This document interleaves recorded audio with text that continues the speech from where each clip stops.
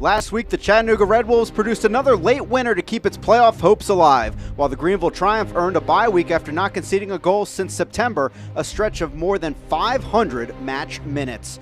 Will Chattanooga find late drama again, or will Greenville get back to the final with designs on lifting the cup for a second time? The League One semifinal is now.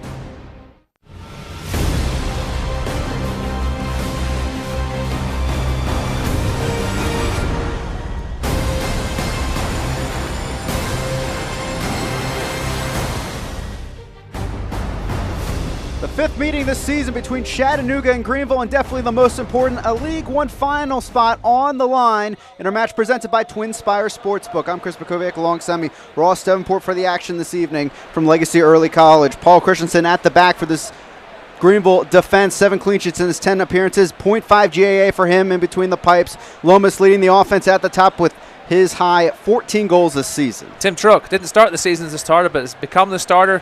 Fourth game, he's with the fourth game of the record 15-game unbeaten streak. Ricky Ruiz, watch for him coming through the middle, assisting and scoring with the best. Leading the league. Lachlan McLean is your Joan Herlong and Associates Sotheby's player to watch up there with Lomas at the top. Yeah, no one knew they were going to start up top together this year, but they had such a great preseason, McLean and Lomas, until McLean got hurt.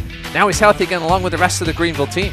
Yeah, that's the big point for Greenville in this recent 9-match unbeaten run, health. A lot of players back that we saw early in the season when they got off to a great start in the league. On the other side, Juan Galindras and Chattanooga, bit of a cardiac approach out there late in these matches. So many great goals this season for Juan Galindras, mostly off the bench. He got the start, though, in the first round, went 113 minutes, scored the game winner, and he'll start again tonight up top for Jimmy Ableda. Chattanooga has not scored against Greenville and Legacy Early College this season in those 2 matches. They need to get the offense going early in this match to take down Greenville in their defense. 9 matches unbeaten for Greenville heading into this League One semifinal. Chattanooga looking for their first win over Greenville under Jimmy Obleda. A spot in the League One final on the line, and it's coming up next here from Legacy Early College.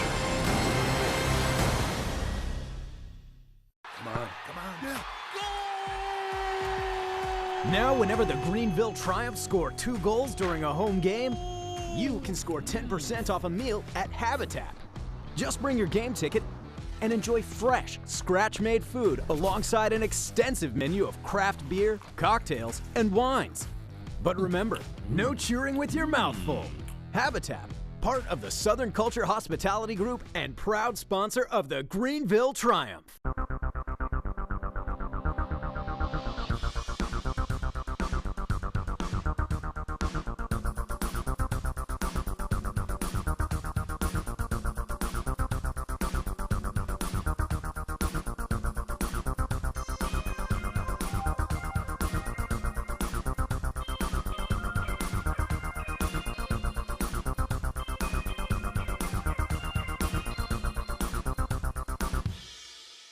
At Piedmont Natural Gas, being a part of the communities we serve is important to us, because to us, community begins with you. We strive to address the needs of our communities by investing time and resources to help improve the quality of life for our customers. For over 60 years, we have funded programs that support education, the environment, and community impact. Our Energy Assistance Program, Share the Warmth, helps customers pay their energy bills. We're committed to helping our neighbors by powering the vitality of our communities.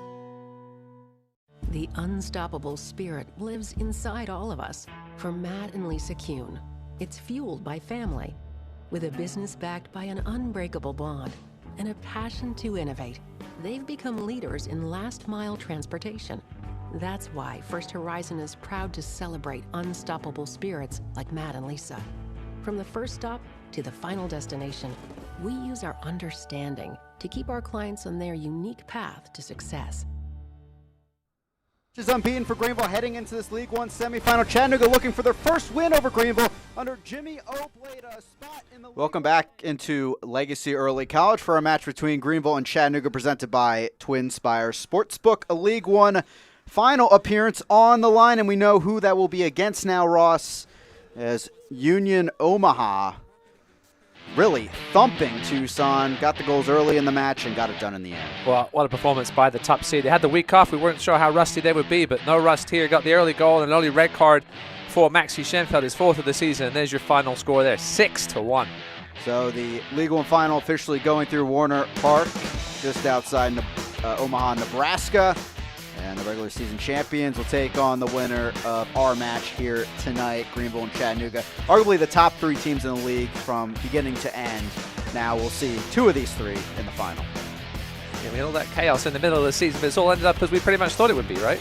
Funny how that happens. So let's check out our Bon Secours starting 11s, beginning with the home side. 2 changes for John Harkes. The big one, Noah Pallado, spent most of the season out with a back injury. Starting tonight for the first time since mid-June. Harkes going with the 4-4-2 with Lomas and McLean. Up top, the other change, Walker back in for Booth after resting in the season finale against North Carolina. 5 straight clean sheets for this defense of Greenville. They've been getting it done like they have done the last 2 seasons. Chattanooga on the other side. The only change for Jimmy Obleda is Espana comes in for the suspended Ray Ortiz. Just took that silly yellow card last week. Look for Rafa Minskin, had a quiet first round game. Perhaps he pops up tonight. Juan Galindrez went 113 plus minutes last week. Does he have any legs left in this one up top? Rough ending to the season for Chattanooga, but bounce back, some confidence from that victory over North Texas. Also, Marky Hernandez on the bench. First time we've seen him in a couple of games. He's coming off an injury, but still no Dietrich or Teixeira, so a little bit of less firepower than Jimmy Obleda had during the season. A look at our officials overseeing things. Adam Kilpatrick will be in the middle for tonight's proceedings. 5th match of the season for these 2 squads. Yeah, it's difficult because you're so familiar with each other. Is it going to take an error, as we saw last week between Chattanooga and North Texas, or is it going to take a moment of brilliance like we saw perhaps from Derry Korf? You have to think it's going to take one of those 2 things to separate these 2 sides. Yeah, the first match by Legacy Early College this season between these 2, we saw 2 red cards for 1 per side in that one. This has been a series where there have been a lot of cards, mostly the Chattanooga, funny enough, leaning that way, but definitely some off-the-ball issues we may see this evening. Yeah, organized chaos, right? Chattanooga, they're masters of the dark arts. They can play on the edge just like their coach, Jimmy Obleda. See how much energy they've got left after that long game. It was a physical game, too, against North Texas, don't forget. Jimmy Obleda yet to defeat John Harkes in his 2 seasons at the helm with the Red Wolves. This would be his first win if he gets it done tonight, and the biggest, one of the biggest in the Red Wolves' history here in USL League One. Home side, though, Chattanooga getting this number 2 seed and hosting this match by 1 point in the end, getting the help from that victory at North Carolina FC to end out the season. A look at the TIFO from the Reedy River Riot here tonight, Believe. Good one. I feel like that's what all the teams are going with now, thanks to Ted Lasso out there. And there's a good look at Noah Pallado. What a boost that is for this midfield for Greenville. Max Hemmings will move over to the right-hand side. He played a little bit there in the first year with Greenville. He may float inside a little bit, allowing Abdi Mohammed to get up the field some more. Hemmings has played defense as well, so if Abdi wants to move up a little bit, Max, I'm sure will be happy to drop back. And there's Marius Lomas. Can he regain that magic he had at the beginning of the season with his partner tonight, Lachlan McLean? Now Lomas 2 goals in his last 4, 12 and 14 to start the season. Went on that drought for quite a bit, as Greenville did as well in terms of results, but has blossomed as McLean has returned to health. This 4-4-2 look, very unique in this league to have such a powerful duo at the top. We'll see if they can use it here tonight.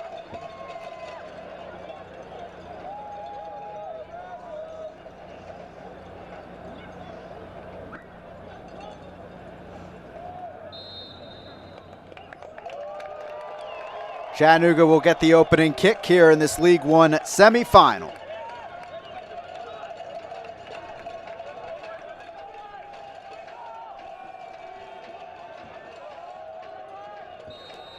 And we're off and running on this cool night in the upstate of South Carolina. A spot in the League One final in Omaha on the line.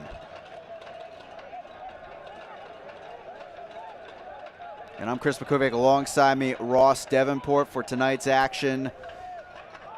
Greenville with their first home playoff match in club history, welcoming in the Red Wolves, who in the latter part of the season visited Legacy Early College 2 times. Familiar battle we've seen recently here in the upstate. Abdi Mohammed, ball in, flicked on by Lomas over to Trilk. Trying to see where Max Hemmings is sitting. He's almost sitting as a defensive midfielder. We thought we'd see him on the right wing, but an interesting formation change for John Harkes tonight.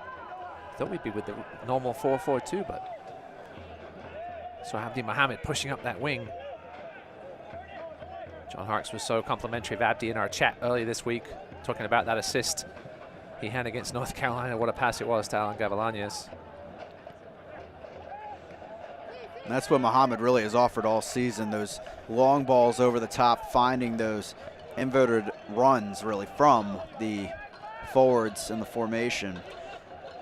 Ended up getting a second team all-league this week. We'll take a look at those all-league sides coming up at the half in about 43 minutes.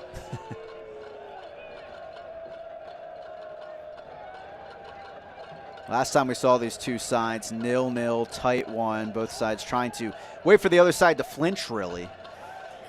Yeah, well, Chattanooga at that point were almost just playing for the draw, right? Because that's all they thought they really needed if they took care of business down the stretch to get that second season. It didn't happen. That draw came back to haunt them. Well, this field kind of marked the turning point in the season for Chattanooga. They had that incredible 15-match unbeaten run, came to Greenville on September 11th. Greenville ends that streak with a 1-0 victory, and including that result that day. Since then, Chattanooga 2-5-1, 6 points total, shut out 4 times. This offense coming to a standstill, really, but Jimmy Obleda and the side hoping that North Texas result last week, providing some confidence to get things going again like they were early on in this campaign. Yeah, he said they kind of found their mojo, got that late winner, obviously. Looked good. Obviously allowed that silly goal with a mistake from Jason Ramos. Got a bit of help with the own goal and the red card, and then had a red card of their own with the Ray Ortiz. It was quite the first round game last week. Not sure if we'll have quite as much action in this one, at least unless we get an early goal. An early goal would potentially change this game for the positive and open things up, especially if it comes for Chattanooga, right? That would force Greenville to be a little more adventurous going forward. If it comes for Greenville, we know how good they are at just shutting up shop if they need to. We briefly mentioned it, but safe to say Union Omaha is in the final with a 6-1 spot over FC Tucson. New record for goals in a match, in fact, in League One history as well. The magical run of John Perlman and FC Tucson comes to an end. Yeah, you knew they had to play pretty much a perfect game, and that early goal in that one just turned that game completely around. And then, speaking of silly red cards, Maxi Schenfeld with another one. Ball bounces back through, knocked down, but a lucky hop. Back over to Hemmings, gives it right away, still alive in there, and scooped up by Christensen. There's all sorts of confusion there because Juan Galindras was offside, so he was just sort of standing there. Greenville weren't sure whether to pay attention to him or not. Espana getting in there. He can get up and down that left wing. We saw glimpses of it last season. Jimmy Obleda gave Ray Ortiz a chance at claiming that left midfield spot for himself, and he did over the last few games. But Josue Espana was very useful back in the middle of the season. Here's Walker, playing a bit higher in that midfield here today with Pilato and Hemmings alongside him. Walker, in fact, incredible season with his output. Second on the team in goals scored with 5. Tied for the team lead in assists with 3, with 2 other players.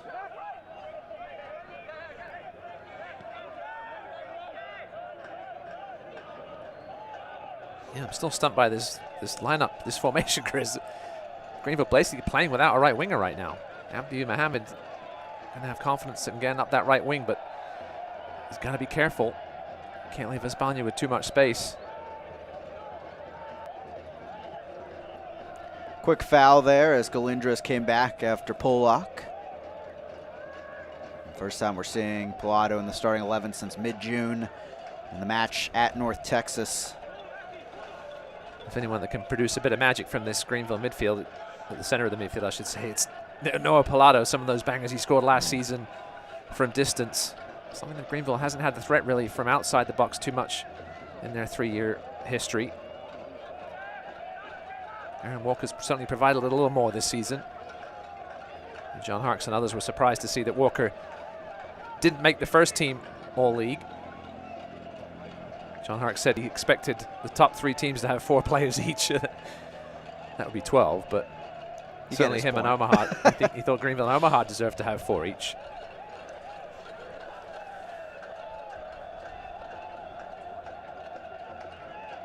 Still waiting for my ballot for that, Chris. Stuck in the mail, I guess. Apparently.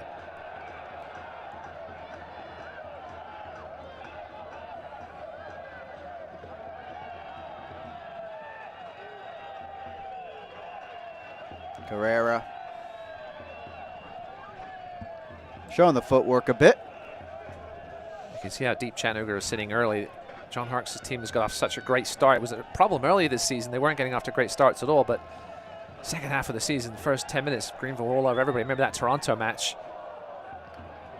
See Chattanooga just taking it very carefully here early.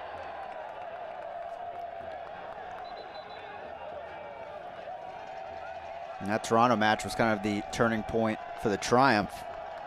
Before that September 3rd win, 4-match losing streak, including 8 winless in total.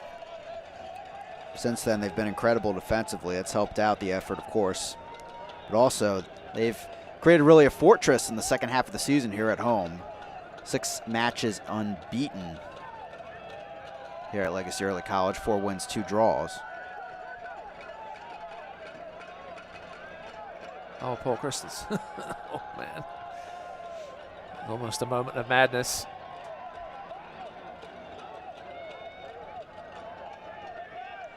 I mean, at the start of the season, Chris, who thought we'd see Dallas J on the bench in a playoff semifinal?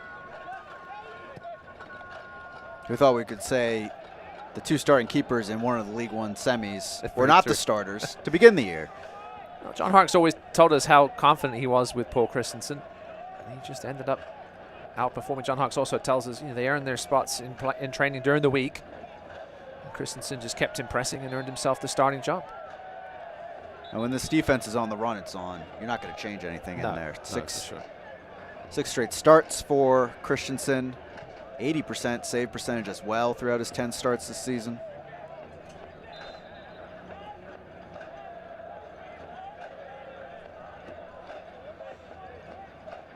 Referee Adam Kilpatrick having a word with Rafa Minsigan, former Lansing Ignite player with some playoff experience. Obviously, Greenville still have several players left from their 2019 postseason.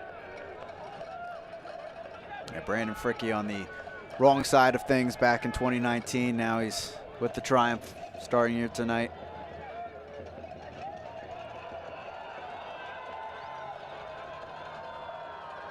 Down the right side comes Chattanooga. Ball in, falls free. Galindres there, saved by Christensen. And the rolling ball is cleared off the line by Fricke.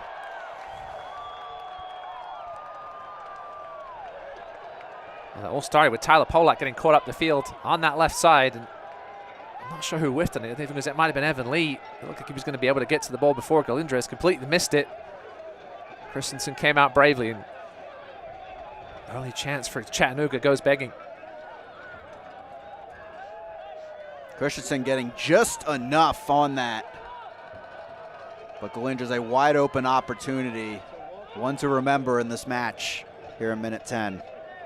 Yeah, Jimmy Ablada told us during the week that when they take the chance, if they get a chance, they have to take it. It was going to be critical. That was a golden one there. Greenville did just enough to keep it out the back of the net. Take a look at it now, I'm sure, here in a second. That was kind of the trouble spot for the Rebels, their first visit to the upstate this season. Greenville an early goal in that one, and then able to sit back a bit more as the match went on to take care of business to get the 3 points. And that's the danger they kind of provide still here tonight. Let's take a look at that chance for Chattanooga. Here was the ball in. Actually, it was Brandon Fricke, wasn't it, that cleared it off the line? Made up for himself. Made up for that mistake there, certainly. That ball was going to cross the line. We'll say trickle across the line. It's not something we normally see from Brandon Fricke. Mistakes like that. Just sort of got his feet crossed up underneath him. That would have been Galindres' 12th goal of the season, team leading.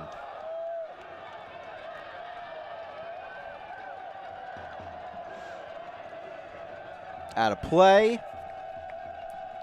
Back the other way.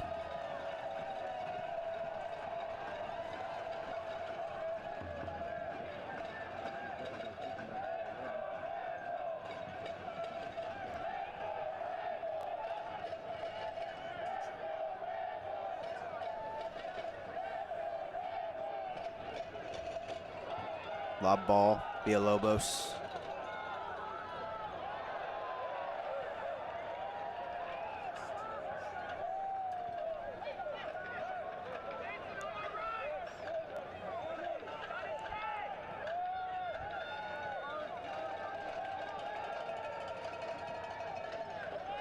Lomas. It's definitely more of a 4-3 feed that John Harkes is playing. Gavilanes pushing up alongside Lomas and McLean,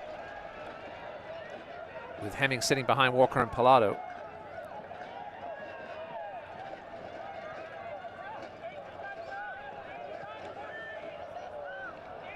Given right back as Muhammad didn't make the run up. Ricketts taking the throw in. Someone that Jimmy Obleda looked for on the All-League team as we check out the Wilson and Engelbart injury report. Yeah, obviously J.J. Donnelly with the devastating knee injury earlier this season. Wilmer here with a bit of an ankle problem. Teixeira and Dietrich, two potential keys going forward for Jimmy Obleda out. Marky Hernandez just coming off that injury list tonight. He'll certainly will feature off the bench in the second half in this one. Yeah, the story really on that graphic, who isn't there anymore for both of these sides, as we check out the building blocks for success presented by Harper General Contractors. Well, I think we got those backwards. For Chattanooga, we talked about being clinical. Jimmy Obleda said he had to take that chance, and for Greenville, don't play into those games. John Harkes talked about it every time we spoke to him before a Chattanooga game of not getting into the games that Chattanooga would play, although they've behaved themselves so far tonight, the Red Wolves. Here's a chance here for Carrera Garcia. Another giveaway at the back for Greenville as Carrera stopped well by Pallado. Pollock will give a free kick away over to Chattanooga here in the 13th. Dangerous position here. Chattanooga not the tallest team in the world. You have Ramos and Navarro who will head forward now, as well as Galindrez. But they do have that man, number 12, Ricky Ruiz, can provide pinpoint service from spots like this. Yeah, Jimmy Obleda in our call this week emphasized how he thought set pieces would decide this match, given the way the ball in key positions and the big bodies on both sides and their tactics. We'll see what Red Wolves have up their sleeve here. Yeah, Carrera Garcia more of a shooter from the free kick position. You have to think Ruiz is going to swing this one in. Yeah, Ruiz not only leading League One in assists this season, also created chances, 59 for the midfielder. We had the turnover to set up the first goal last week, assisted on the second goal, and then cleared one off the line late. Go to the top of the box. Carrera puts it in. Still alive. Flicked over off the crossbar. That would have been brilliant, but it's a goal kick. For a big man, Juan Galindrez is so athletic. You've seen him score some goals where you didn't think he was even going to get a foot on it this season. That would have been a spectacular finish.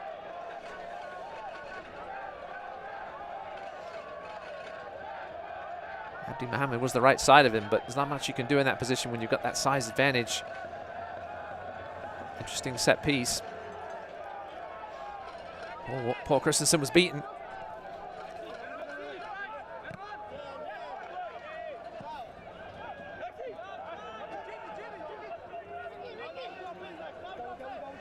It was actually early in that game that Ruiz cleared that free kick off the line. It was right after that first goal. That Blaine Ferry, almost Galazzo, free kick to hit the bar.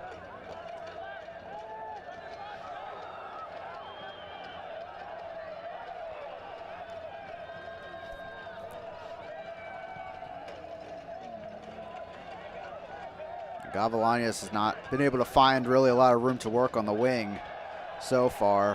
Hark saying this week that they want to find those 1v1 opportunities for him on the wing against Chattanooga here tonight, as still down is McLean after taking that tackle.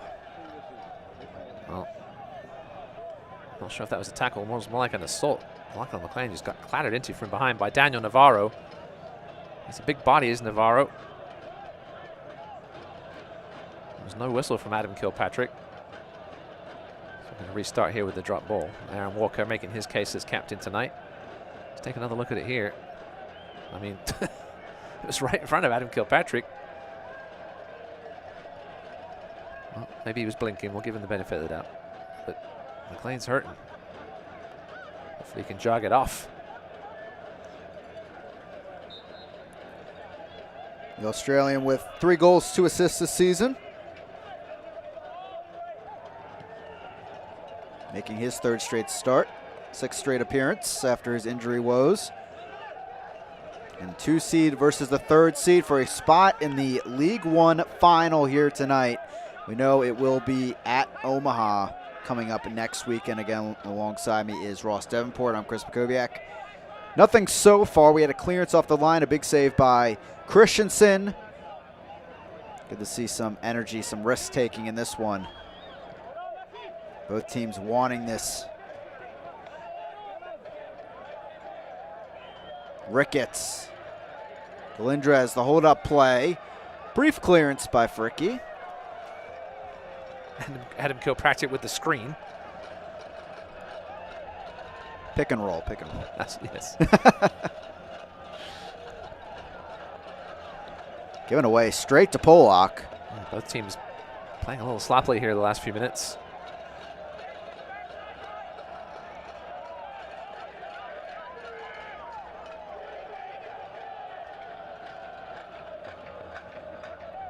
See those lime green t-shirts that they gave away tonight in the Reedy River Riot section. Extra layer of clothing for people there tonight. Not sure how much protection it'll give them, but it all adds up. Yeah, I saw a few fans in the pregame, the shirt over the parka.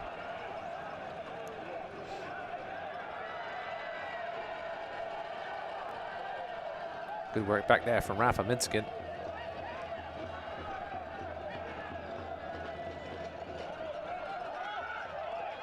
Fricky after this one, and he'll reset for the triumph.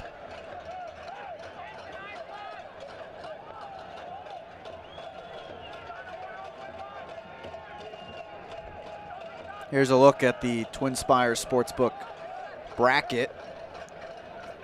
Yeah, disappointed in that first game tonight. I thought Tucson would give Omaha more of a game. As mentioned, the early goal just kind of really opened things up. And still a great season for FC Tucson considering how they started the year. John Perman getting the coaching extension. I'm sure he'll get to put a few more of his touches on that squad heading into next year. Certainly a good core there with Charlie Dennis, Derry Korf in the middle of the park. João Delgado. A lot of talent on that team already. Now it's just a case of fine-tuning it.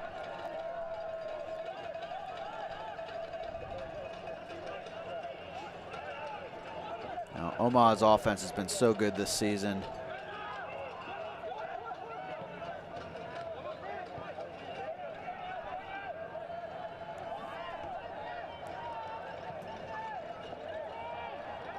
Ball over the top end, way too much under that one, over to Christensen. After the good early energy of the first 12 minutes or so, we've settled back in, Chris, to sort of how that last 0-0 was. It's a big chess match, a stalemate in the middle of the park. Neither team willing to risk too many bodies forward. See how deep Aaron Walker's coming back.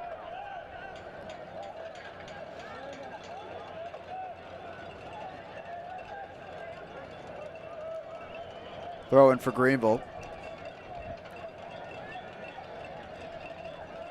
Of course, the League One final coming up next weekend. Omaha taking on one of these two sides.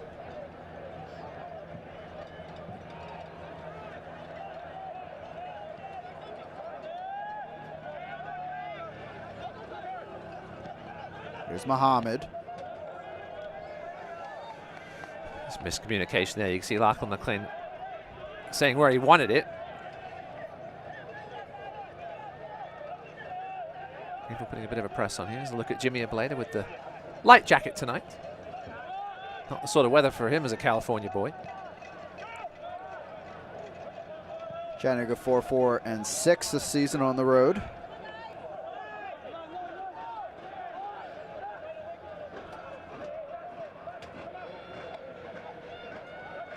Pilado keeps it from Espana.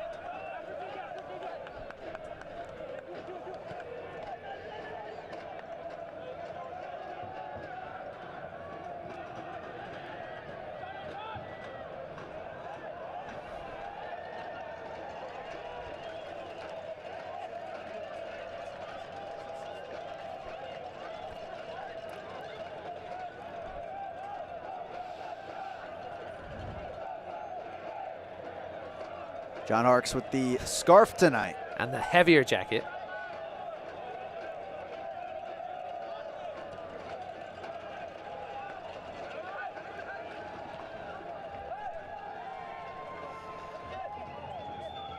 Of course, John Harkes with a history of at least living in some chillier places than Jimmy Obleda. Given away at the back. Avellana is looking and blocked by Ramos.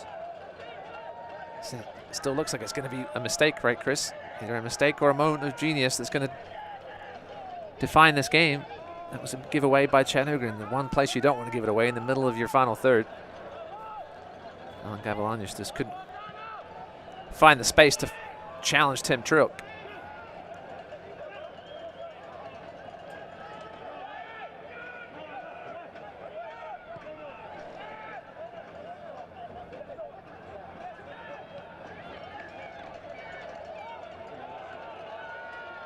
Polak. Tight one there, but he won it and then drew the foul. It was a good thing Tyler Polak made good contact there. Rafa Minskin was waiting to pounce, would have had a clear route through to Paul Christensen. It's weird to see Tyler Polak not on an all-league team. A bit of a rough start to the season, but has really started to come into his own in the second half. John Harkes said a couple of weeks ago that he thought Tyler Polak was playing his best football of the season. Good give and go play. Avellana's after it. A back heel will work its way into a throw-in in the final third. Still holding out that 1% chance of rain. It's cool. A little chilly. It wasn't not much warmer than it was in Omaha. Although it's going to get. The reason Omaha played a little earlier tonight was to get away from the freezing cold temperatures. We have a corner kick, first of the night for either side. It goes to the Triumph, presented by PNC Bank.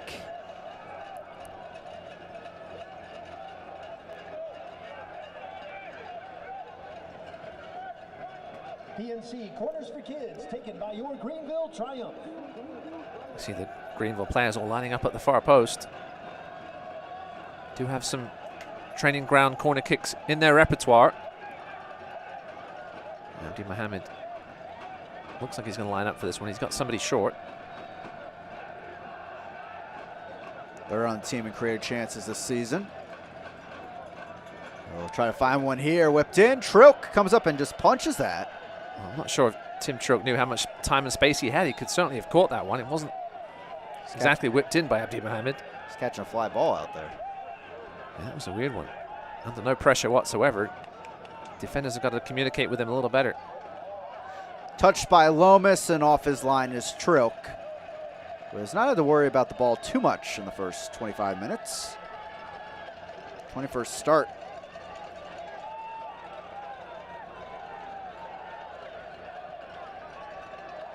Deflected through. Pilato gets a stop in the box.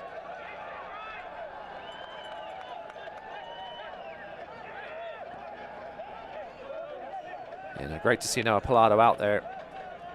He looked like he was getting healthy at one point during the middle of the season. Then they kind of found out exactly what was wrong with him. Finally, it wasn't something he was going to be able to work through even with light training, so it took a good while off. No pressure now. He's going to come and start in a League One semi-final. All-league first team last year on the title-winning side.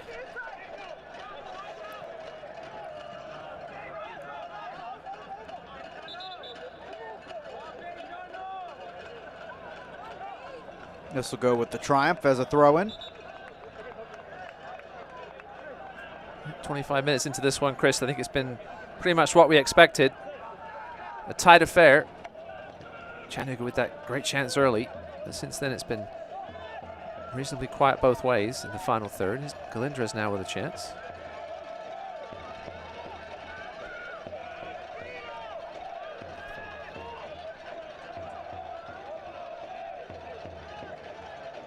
Both sides with some miscues at the back early on, but able to stop any consequences.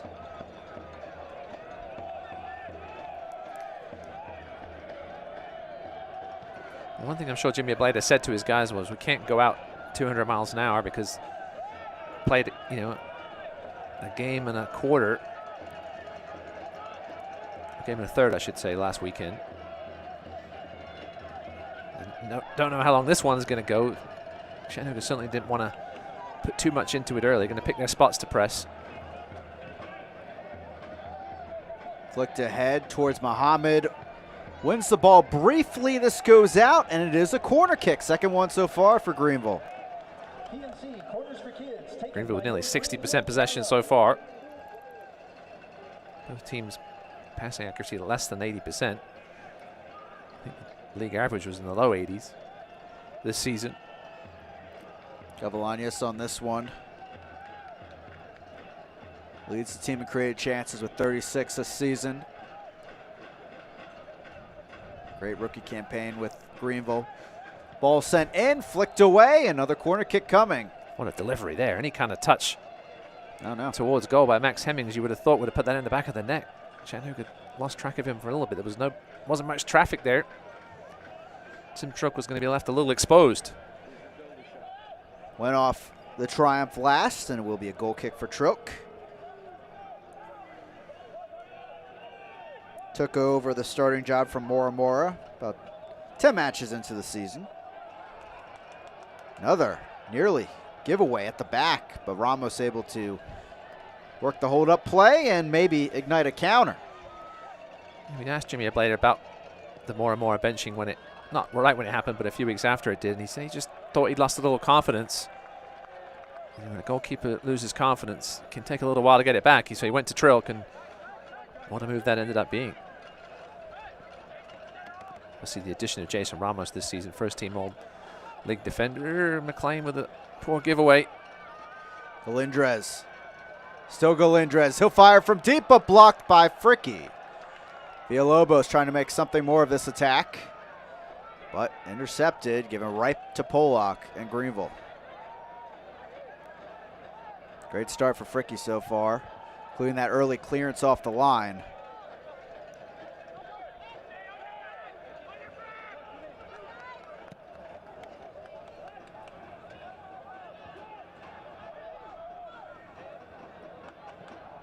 Cleared by Ramos.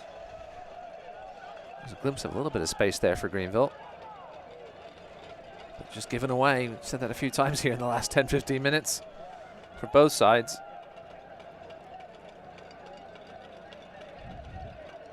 Fricky with an all-league nod all 3 seasons of his League One career. Second team with Lansing in 2019. Of course, Defender of the Year and first team honors last year, and now second team here in 2021. Yeah, you and I were talking before the game, Chris, about whether Fricky perhaps gets a shot at the USL Championship level next season. If some team gives him an offer, obviously of playing time perhaps and a nice financial package. Not sure what his contract situation is with Greenville. I've seen the occasional compensation given for players.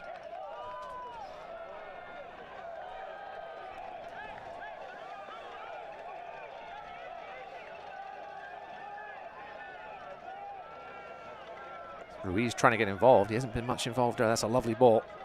Espana puts it in, back post, headed up and cleared by Lee. Did it go across the line? Appeals, but nothing doing from the referees. Another clearance off the line for the Triumph. What a teasing ball that was by Ruiz. Paul Christensen decided to try and come and didn't get there. When that happens, that leaves an empty net, and Chattanooga almost took advantage. Abdi Mohammed a little slack getting back. Mensigan, I'm not sure how much he knew about it. Got the side of his head on it, and that was almost going to be enough. But Evan Lee, great tracking back. No, that didn't cross the line, and then luckily Paul Christensen just happened to be where Lee was trying to clear it to. Greenville, a couple of chances there in this first 30 minutes that they could perhaps find themselves down 2-0. If this ends up being a shutout for Greenville in any way, Paul Christensen's buying some dinners out there. Carrera, a talk with the referee.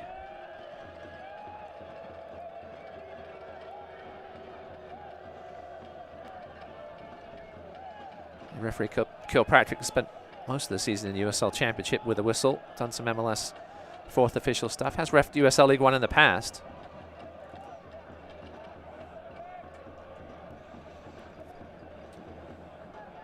Free kick for the Triumph here in the 32nd.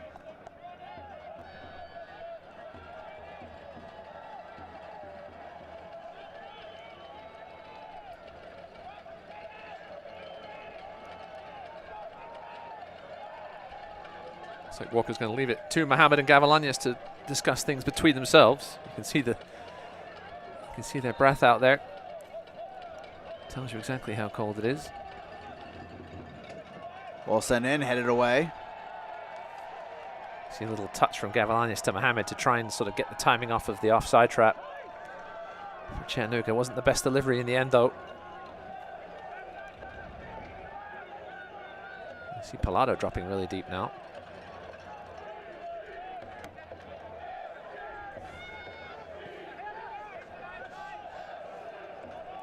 Another giveaway by the Triumph. And a silly late foul by Aaron Walker.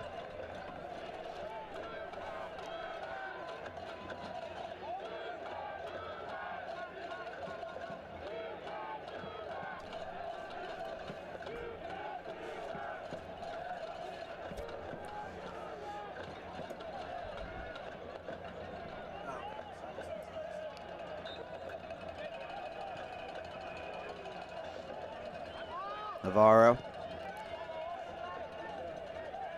We see Chattanooga going short. We talked to Jimmy Ablade about his free kick tactics. He went short quite a bit last week against North Texas. Doing it again there with a chance to knock it into the box. Decided to go otherwise, though.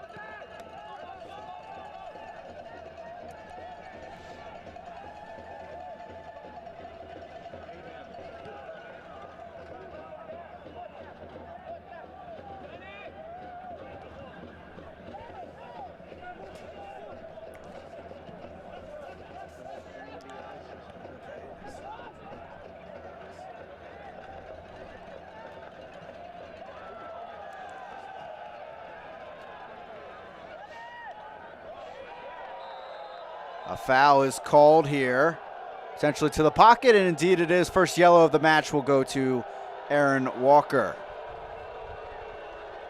Well, if you're a Greenville fan, that's not the man you want to see pick up the team's first yellow of the night. Aaron Walker gets so around the field so well, always involved.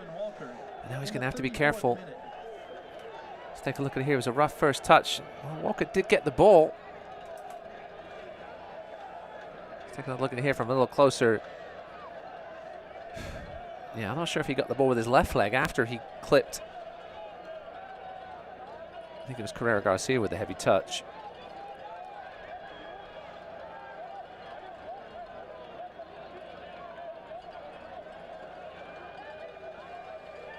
Excuse me, Ricky Ruiz it was. Slowly getting up.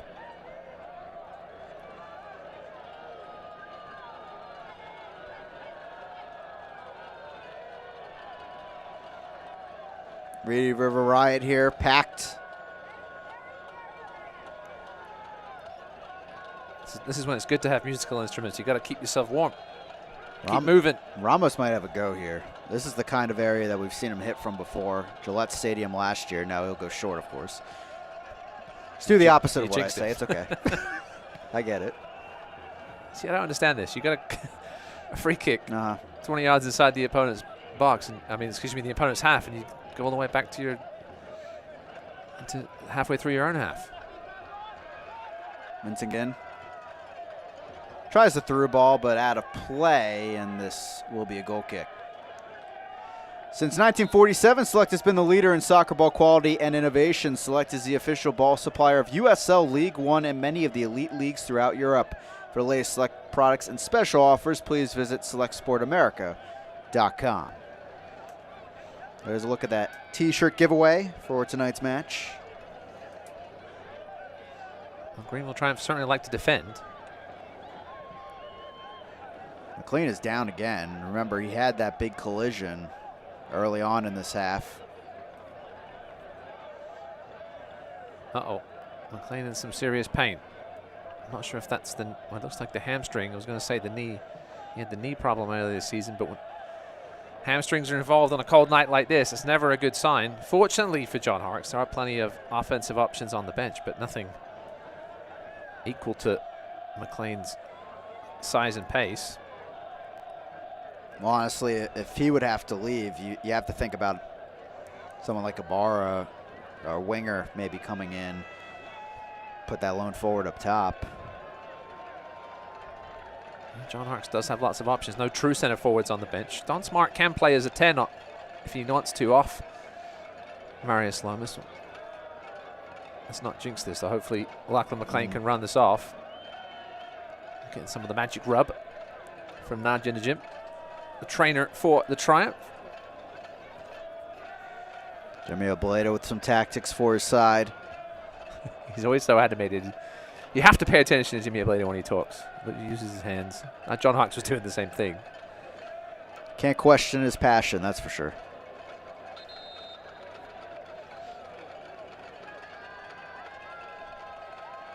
Well, the way Lachlan McLean is limping, I'm not sure if he can continue.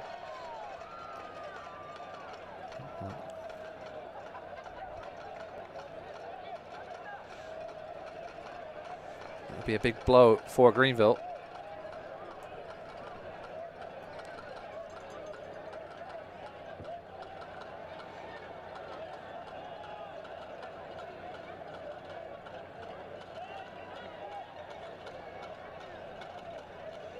I'm sure John Harkes will give the Aussie a chance to prove he can go back on, but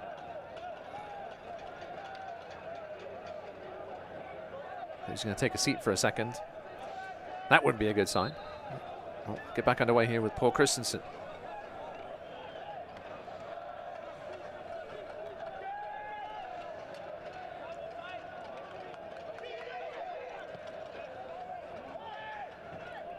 Lomas with the hold-up play. Pilato. Of course, Greenville down to 10 men for the time being. You can see Chattanooga putting on the pressure there, trying to get the turnover.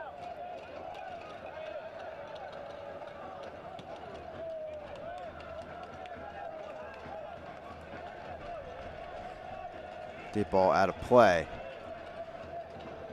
Can't watch the match? Turn on Sirius XM FC 157, North America's only 24/7 source of soccer radio, featuring Ray Hudson, Tony Miola, Rodney Marsh, and USL All Access with Mike Watts and Devin Kerr every Tuesday night at 7 Eastern. You can also hear live action from the USL, MLS Premier League, and more, all on Sirius XM FC 157 and the SXM app.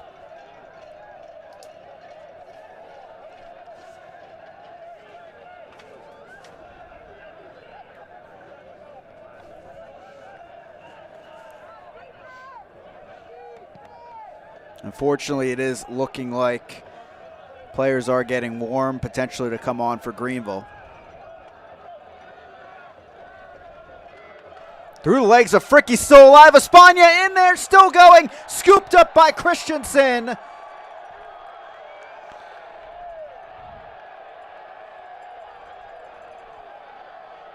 Was a slightly late challenge from Jose Espana, but I think he had the rights to go for it.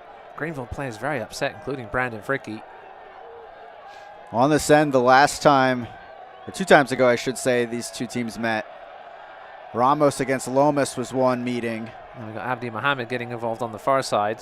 This time it was Fricky and With Espana. Ramos. Now Navarro getting in. Those are 2 guys I wouldn't want to meet in a dark alley. I'm not sure who got the yellow card. I assume it was Espana for the late challenge. And Paul Christensen to the rescue again. He's still down. Another whiff from Greenville. It's not like them. Assistant referee coming over to have a word. He obviously saw something as well. See the Greenville bench over there. Nico Brown, Andrew Booth, and the yellow card from Mohammed for the extra shenanigans.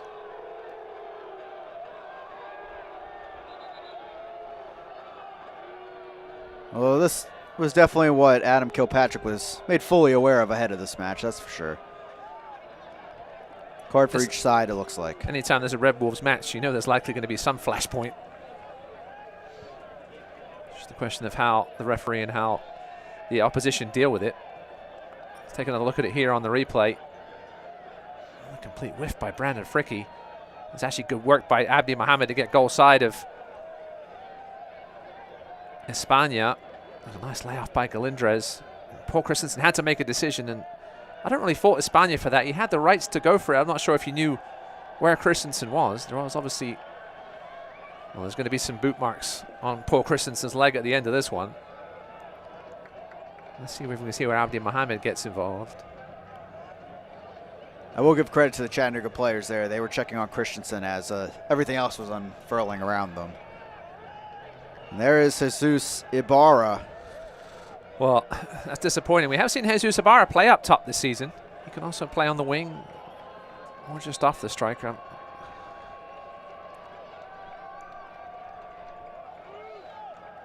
And Ibarra will be on for McLean in our first Spink substitution of the match here in the 42nd. That's a huge loss for Greenville.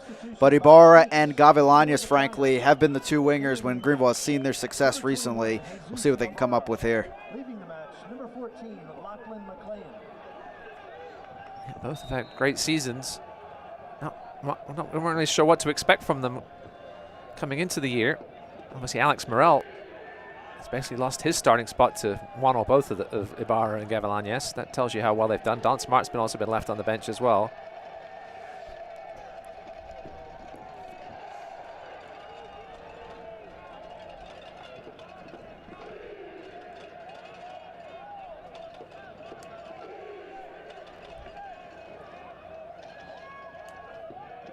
So multiple yellows on that last collision, to say the least, in the box between the two sides.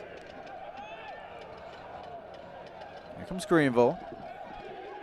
Lomas can't keep it in play, though. It's back to Chattanooga.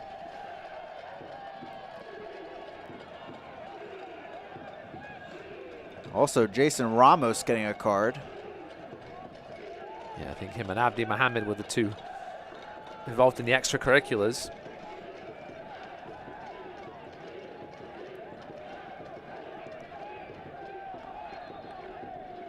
Off of Lomas again. Out of play.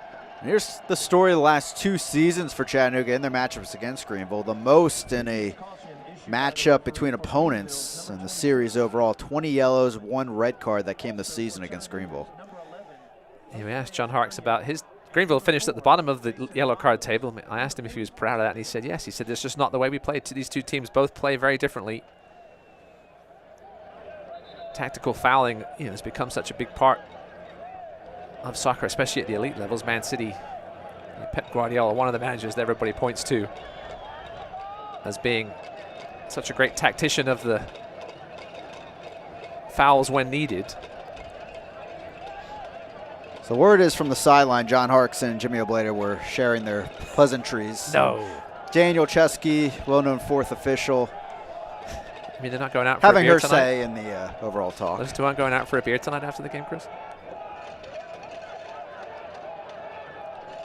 I would assume not. I don't want to. They're just very different people. Judge. John Harks and Jimmy Obleda, they both coach very different games, both very different personalities, both just as passionate for the game, but they just turn their passions into the energy on the sideline in very different ways.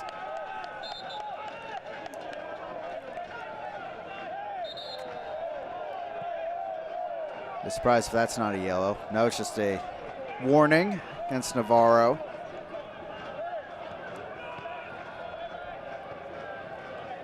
Hearing 3 minutes of stoppage time to end out this first half that was electric in terms of chances to start things off. Pollock, huge interception. Lomas up there now. First Horizon Bank stoppage time is that 3 minutes. As Gavilanes working the left side, puts the cross in, swept away. Cleared up straight in the air. Mohamed Avali. A lovely sliding block there by Ramos. Marius Lomas was waiting to pounce on that Gavilanes cross. Ibarra gets the touch out of play. It's a throw-in.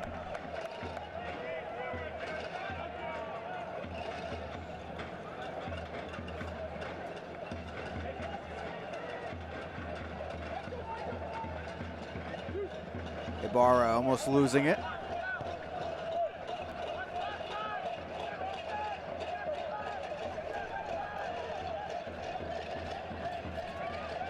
Lomas miscommunication with Gavilanes.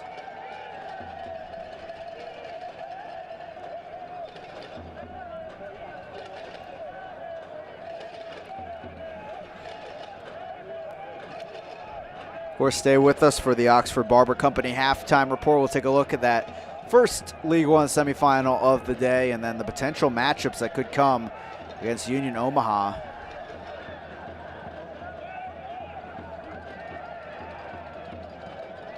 Missed by Lomas. Here's Ruiz. Pilato goes down, draws the foul. It's a free kick at midfield.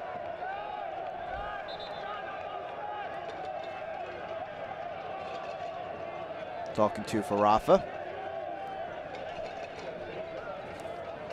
Well, for the soccer purists, this first 45 minutes has not been a thing of beauty, that's to say the least. Still a half for these guys to redeem themselves. Mohamed, open for a cross, puts it in. Stalemate knocked on and cleared, that could have been in. So both teams clearing off the line to start this match off. Now Pilato trying to keep it going. He won a corner there, presented by PNC Bank. One last chance maybe for the triumph before halftime. You know, Jason Ramos is claiming that the ball was already out when was it Gavilanes that played it off him? When the Greenville player played it off Ramos was claiming it was already out. See if that decision comes back to bite Chattanooga. Mohamed on the end of this PNC corner kick. Greenville players a lot more central on this one. Sending it in, knocked on, stopped by Ricketts. And Chattanooga trying to work the counter. Pollock puts an end to that. And that will be the end of the first half. 0-0, just how we started. Easily could have had a few goals in this game. These defenses have come to play. Yeah, we talked about the goalkeepers in pregame, but it's the defenders that have been making the saves off the line. Just about as we expected this one to go, Chris. 0-0 in a chess match. Electricity on the field, plenty of cards. It's going to be a fun second 45 and maybe even more as we begin our Oxford Barber Company halftime report. Again, after the break, we'll check out those League One semifinal highlights between Omaha and Tucson before we check out what could be coming next weekend between the two in the final. Again, 0-0 right now between Greenville and Chattanooga.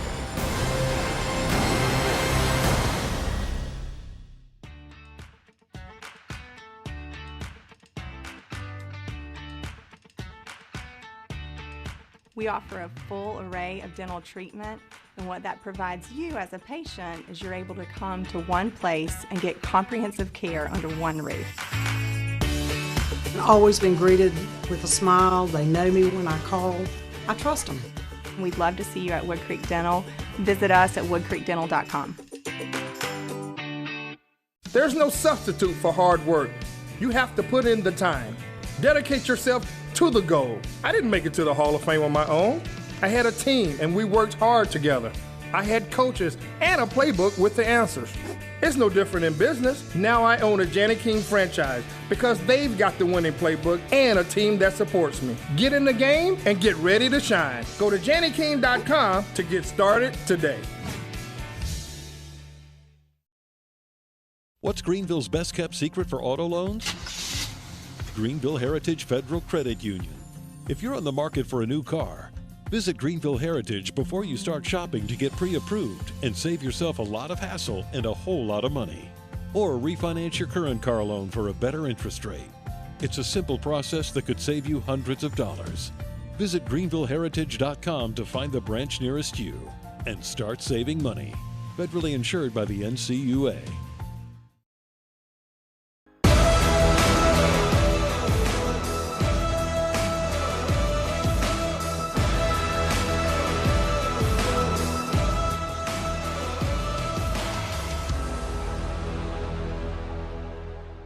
This hit on the line! Oh, he put it in! A magnificent strike! You go down, you come back, and you find a way. Welcome back here into our Oxford Barber Company halftime report. 0-0 between Greenville and Chattanooga. Salvation Army in attendance here tonight of Greenville, kicking off its Red Kettle campaign, raising donations for their cause. You can scan the QR code on your screen to help out. And, of course, always remember when you hear that bell ringing at your local grocery store in town, and check out the link at the QR code. There's Joe Irwin right there making his donation to the Red Kettle campaign. Well, let's check out the highlights from the first League One semifinal. A lot of Union Omaha, and boy, did they get it off. Well, started early. Evan Conway, who's just been brilliant second half of the year. Yeah, Devin Boyce, who perhaps deserves to be on the All-League first team with a chance here off the post and right to Conway, who was onside. Finishes it off, and that was just the beginning of the end for Tucson, unfortunately, in the second minute. Rough goings early would continue at Warner Park for FC Tucson. Conway wanted a bit more, to say at least, gets the help of the deflection, and then off the post, a brace early. Yeah, you can't give Conway that much space in the box. Tucson players just kind of watching him do his thing, and great finish again from Conway. The Tucson down to 10 men after that with a second yellow to Schenfeld. And then a save by Lapsley, but that's all he could do right there. 3-0 Omaha. They were running. Yeah, a lot of rebound goals in this game. Tucson defense just not reacting quick enough. And it would continue. Devin Boyce with a strike right here. 4-0. Contact doesn't come much sweeter than that. 18 yards out. Bang. Wallace Lapsley never had a chance.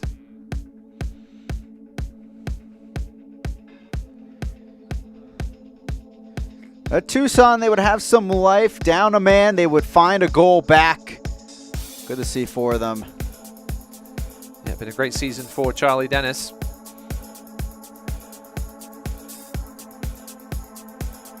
And Austin Pancho had this, one off the crossbar as well.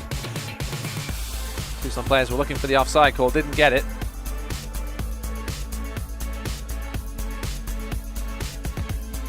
At this point, they were just scoring goals to stay warm. Knocked away by Lapsley. Another one put back. 6-1. Most goals scored in a League One match all time. And it's in a League One semifinal. They will host the League One final. Let's take a look at the matchups this season. Of course, the big game on ESPN2 earlier this year. It was Lomas early, pinging it off the post. 1-1 this one finished at Legacy Early College. I was in attendance, Chris. If you look behind the goal there, you would have just seen me. A lovely finish it was by Lomas. Through the legs and past Nuhu. This was even better finish, though. Nick Firmino. Looked like Greenville had cleared the corner, and Nick Firmino has been a forgotten figure for Omaha this season. But that was a great early season strike by the former New England Revolution 2-man. A brilliant strike in there past Dallas J. And then it was Greenville shutting out Omaha in Warner Park, and Lomas getting a goal. The grass was looking a little nicer at Warner Park back then. I'm sure Omaha will remember this result if they get the rematch next weekend. And remember this clearance off the line. Abdi Muhammad. What an athletic play by the defender. You can see the look on Halahadzic with puts his hands on his head. So 2 goals for Lomas against Omaha this season, something to keep in mind. Let's check out what the other matchup could be. Omaha and Chattanooga. Bright unis right here for Omaha. Omaha and Chattanooga. Quite the long history between the two. Fireworks in this matchup. I'd say it's more defensive battle on the one side, more offensive battle on this side. Depends what your taste is here in the soccer world. Whoever wins this semifinal is going to be a very intriguing matchup in the championship game next weekend in a chilly Nebraska. Well, that's the big worry. Will the orange ball have to come out? That's the rumor right now. Marky Hernandez, he's someone we hope to see in the second half. That was the one goal that fooled me. I called that game. She knew it didn't even move on this strike by Ricky Ruiz. I thought it had gone wide. It ended up going in for the difference as the lights flashed and Chattanooga celebrated there. Omaha's had their struggles with both of these sides, so it's a very intriguing final to come next weekend. Our Road to the Vinyl presented by Twin Spires Sportsbook. Going to come down to these two. One of the lower seeds making it through, and we knew it was going to be 2 of these 3 teams all along. No, they've been the best 3 teams in the league all season. Greenville had their one little funk in the middle, but ended up making their way back up to the top, and this is about what we expected, I think, in the end. Well, when we come back, we'll have more on the all-league selections here in USL League One. 0-0 here from Legacy Early College. All rely on teams. Forwards depend on their midfielders. CEOs depend on their employees. On a team, you've got each other's backs. That's why we provide 360-degree solutions to help your team stay safe. So from the field to the classroom to the boardroom, Premier Medical Laboratory Services is the leading lab protecting your teams with rapid, reliable health and wellness testing solutions. Today, as you step onto the field, you step into your purpose. You step strong. You step hard. Con toda la fuerza de mujer. You step up. There's hit on the line! Oh, he put it in! A magnificent strike! You go down, you come back, and you find a way. Goes topics. I mean, yeah, let's talk about today where I'm going to go topics. Roll it down. I am. You don't need a car to listen to Sirius XM. You can listen anywhere. You know that, right? What? Kevin Hart's Laugh Out Loud Radio. Kevin, you could use your phone. What? Alexa, play Kevin Hart's Laugh Out Loud Radio on Sirius XM. What? This is how I know you're getting old. I guess that was it. What?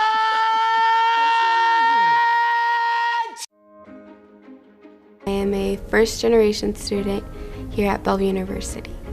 I feel like if I were to have gone to a different university, my experience would have been a lot more stressful and overwhelming, because I feel like I wouldn't have gotten that personal experience that Bellevue University has to offer.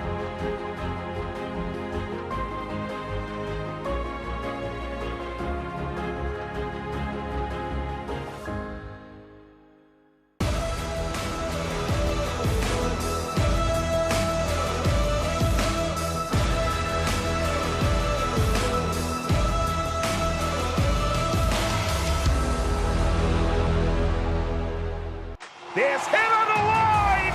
Oh, he put it in! A magnificent strike! You go down, you come back, and you find a way. News and notes around USL League One as we're now in the playoffs. Assist champion Ricky Ruiz, Golden Glove winner, someone new, Rashid Nuhu. Yep, ending Dallas Jay's 2-year race. He did end up on the USL League One first team. We'll see that in a second. Congrats to Ricky Ruiz on his second place. You see that he gets 10 assists after Arturo Rodriguez. Yeah, incredible player with the Chattanooga offense, as we've seen so far tonight under Jimmy Obleda. So here it is, the All-League first team that was released. All-League first team honors here for USL League One. Well, Ross, take us through it. I'll just go with that. Well, listen, I'm glad to see Akira Fitzgerald there. When you lead the league in clean sheets and saves, I think you deserve to be in the first team. Some other questions, Aaron Malloy, Kobe Franklin, I didn't see him play enough this year to be a real judge. Ryan Spalding, great going forward, but is he really a true defender? But yeah, always lots to debate here.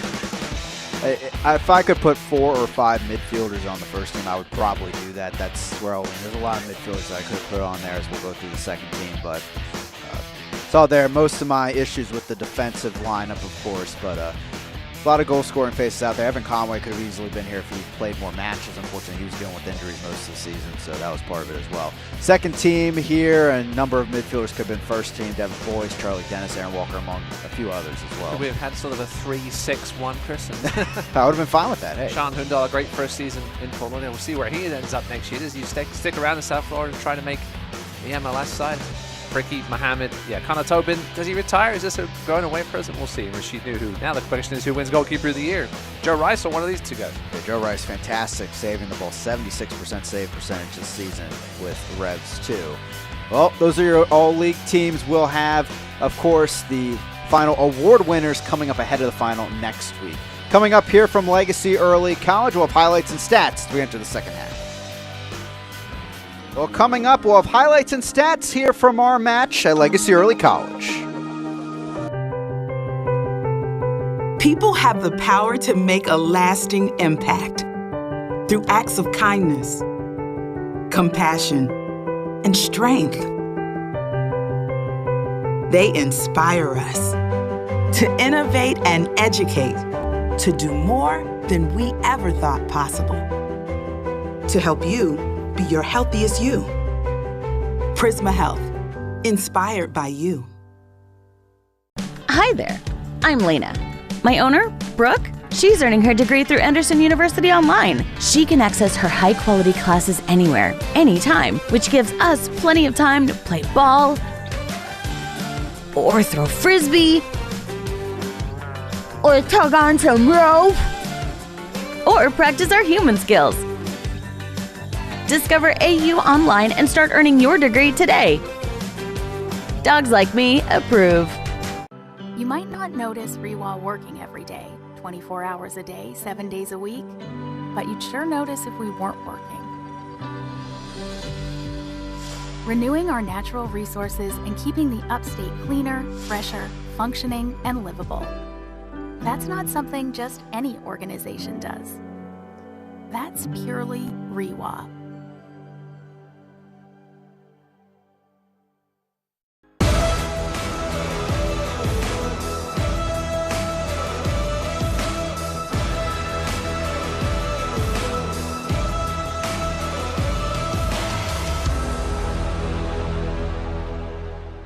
There's hit on the line! Oh, he put it in! A magnificent strike! You go down, you come back, and you find a way. Let's check out our first half highlights presented by Palmetto State Home Mortgage. Couple clearances off the line early on. Could have had a few goals in this match. If you're a lover of goal line clearances, you will love this first half. 2 for Chattanooga. Well, sorry, 2 off the line for Greenville for Chattanooga. This one off the bar. Juan Galindo has a more athletic acrobatics. That was the one for Chattanooga. That was a little later on in the first half. But yeah, certainly a chess match between these two very evenly matched teams playing each other for the 5th time this season. There's your halftime match stats brought to you by Engineered Sleep. 4 shots for Chattanooga, just the 1 for Greenville. The 2 yellow cards for each side. We'll see if they come into play in the second half. Electric start, about 15 minutes of this match. Things kind of slowed down as we went on. We'll see if we can get back to that tempo. Lachlan McLean having to be subbed out in her first substitution of the match. That's the big story. Ibarra came on. A little bit of a different look for Greenville as it's 0-0 entering the second 45. Alongside me is Ross Davenport. I'm Chris McCovic. Happy to have you with us here at Legacy Early College. Winner moves on to take on Omaha at Warner Park next weekend for a chance at the League One title. Gavilanes is quickly left side of the box, still going, plays it in, still alive, and flicked away. That's a good quick start. Oh man, Abdi Mohammed, I'm not sure what that was going on target. It looked like it would have done.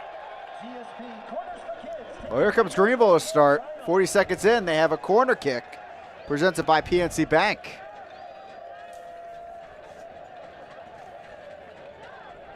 Yeah, we haven't seen Alan Gavilanes too much down that left side so far tonight. He's so good at getting those crosses in from tight spaces.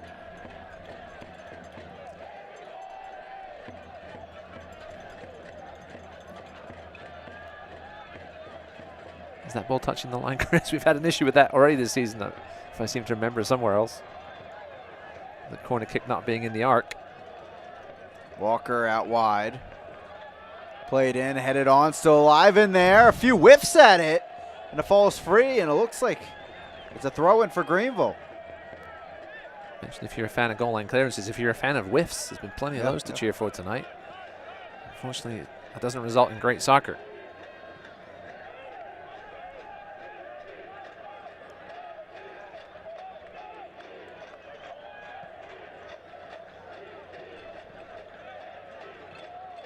Out of play.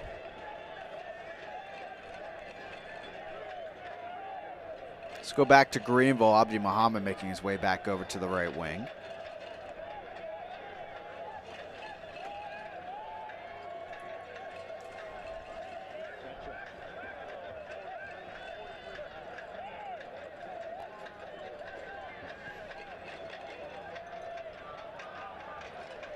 Lomas, back heel over towards Ibarra. He goes down.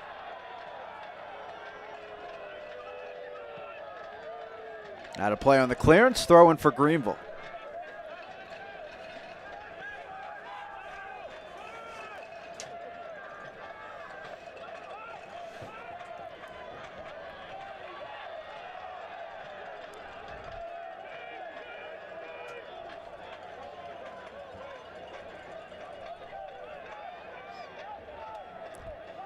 Kapazuki and Walker. Bit of a collision off the ball there. Some words back and forth.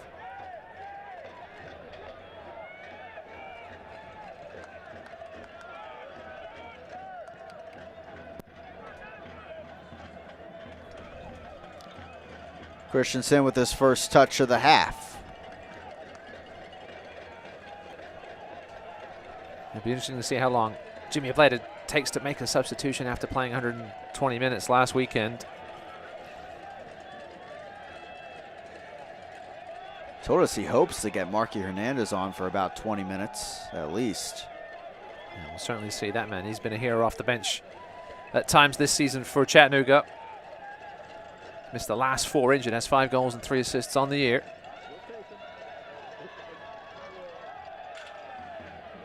They've only had 1 shutout in their last 9 games, Chattanooga, and that was the 0-0 here at Legacy early.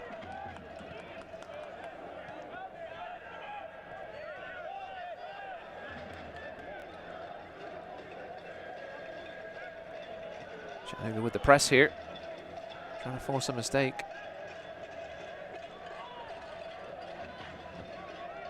Sort of a half press though. They're not really sprinting after it and pushing too hard. Gotta save those legs. Falls on through. This will be cleared. Kapazuki was there. So John Harks with his hands up, just getting a little frustrated at the way his team's playing tonight. Galindrez.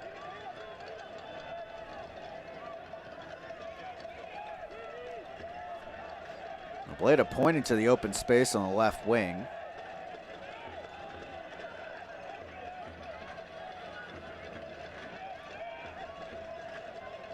Sometimes it's almost like Jimmy Ableda is playing a video game, right? Directing his players. Here's a chance. Back heel by Lee. That's nifty right there. And Greenville trying to work the counter off of it. Gavilanes tracked well. Villalobos is there. Knocked off and trying to save the corner, but Gavilanes does enough to win the corner. Presented by PNC Bank. Good work there by the winger from Marist. John Harks was talking about him this week, how raw he really was when he came in. Took him a while to get things going. Didn't start much in the first third of the season, but been a staple on that left side for John Harks since then.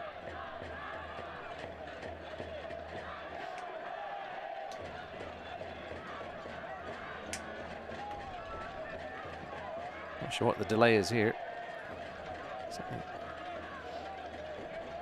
Just getting things set up. Oh, Abdi Mohammed now. There's no way that ball's in the arc, I don't think. With the assistant official down the other end there's really nobody there to say anything unless the referee comes close. Galindrez with a whiff. It's a good thing whiffs aren't official stats, Chris. We'd be leading in them. He was certainly trying to clear that out for another corner and just missed it completely. What are you watching, says John Harks. I think he thought Galindrez got a touch on it. That's about the extent of my lip reading ability. Censored. Well, I was going to say, hopefully we don't get a close-up of Jimmy Ableda because I might be mis-skipping every third word.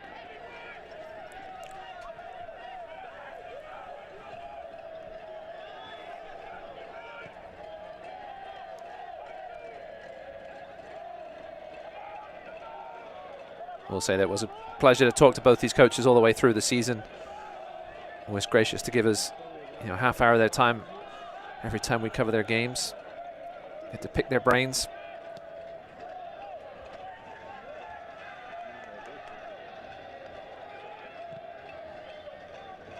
Deflected back. Lee trying to pounce on it. He'll get to it. And out to Muhammad.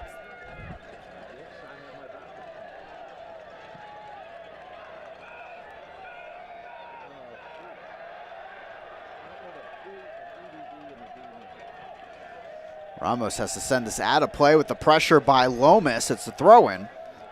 Well, one thing for Marius Lomas now, he knows that with Lachlan McLean out, he's likely going to have to go the distance.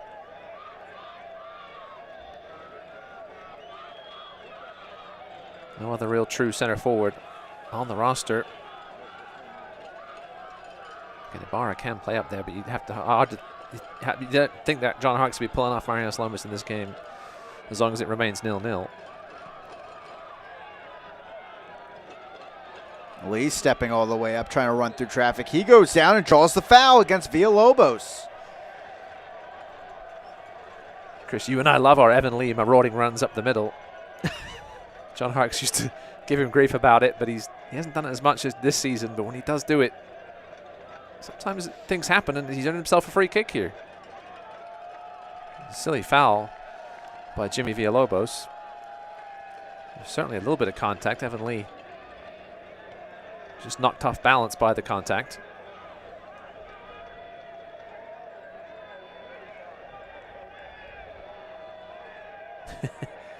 Marius Lomas, I assume he's trying to line it up with the valve on the ball. Supposedly, if you kick it there, you get a little more oomph out of it. Can we mention there isn't really a... Of course, now Emily Mohammed moves the ball. Greenville don't really... It's a long way out. Marius Lomas perhaps thinks he can have a go, though. Not a trademark of Greenville's play, striking them from distance, but here we go. Lomas fires. A curler is saved at the right post by Trilk. Good save in the end by Trilk. It bounced right before him. If he'd have spilled that, Greenville would have been ready to pounce.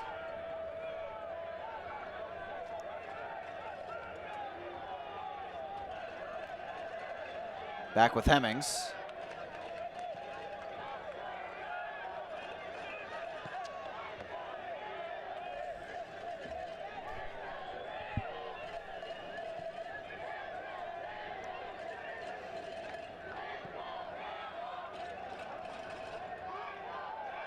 Certainly hear some Chattanooga fans on the field mics.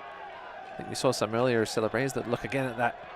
Actually, Trilk got it right before it bounced.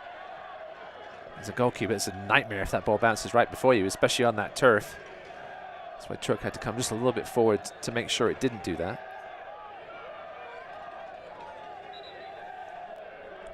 It feels like we're waiting for one of these teams to make a mistake and the other team to pounce. It hasn't been much created really by either side.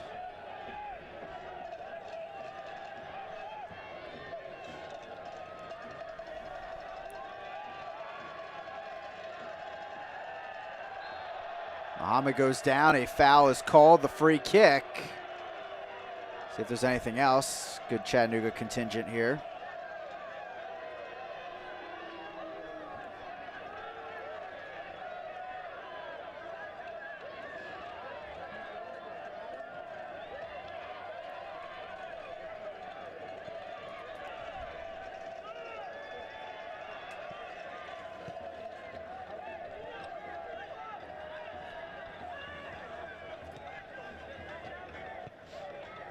Is back on through. So it looks like Tampa getting the lead over Birmingham early in that USL Championship quarterfinal. Semifinal in the East.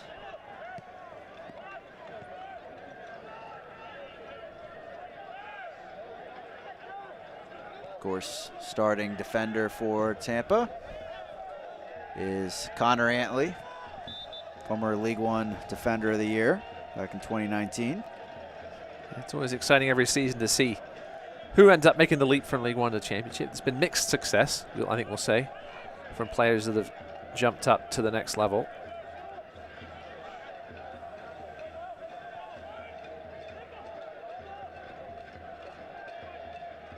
Good run, but lost under his feet. Yeah, Minskin with the nutmeg and then given away by Gavilanes. Galindres trying to work it to the other side. Villalobos, a little chip over the top, but right to Christensen.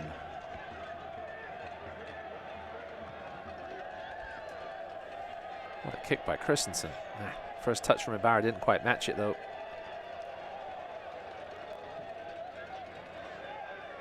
Aaron Walker's got to be careful. He's got a yellow card. Coming in challenges like that from behind.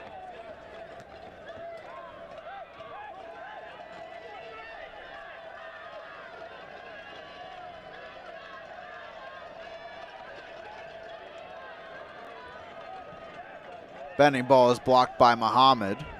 Now Carrera stepping up in the midfield.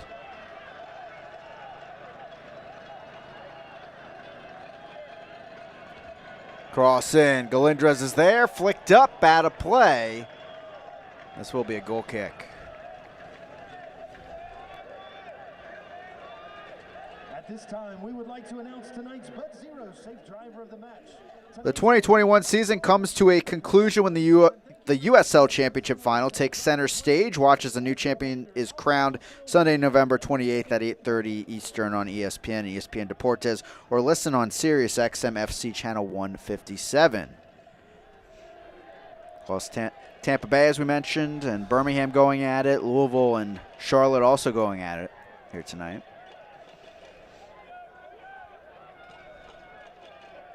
After our match, you can check out San Antonio and RGV, Orange County and Oakland going at it at 10 p.m. Eastern time. And serious upsets in the first round of that Western Conference playoffs. See if Oakland can continue their fairy tale run. Ronaldo Damas getting a goal for Orange County in their win over Colorado Springs last weekend.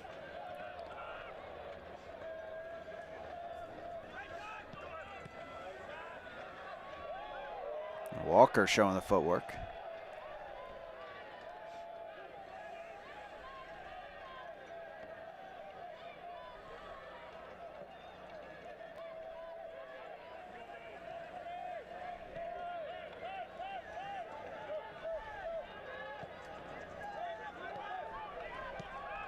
Pollock.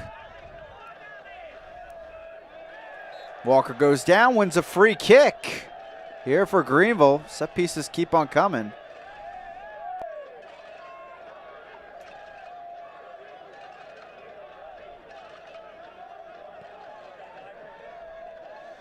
I have to think Gavilanes or Pollack fancy this one with their left foot.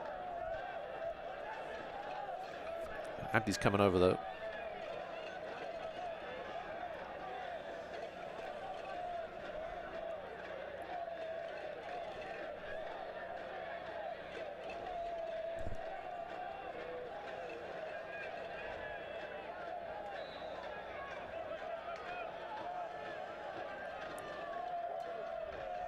Gavilanes looking to take this one. He will. Fires it in. Headed away.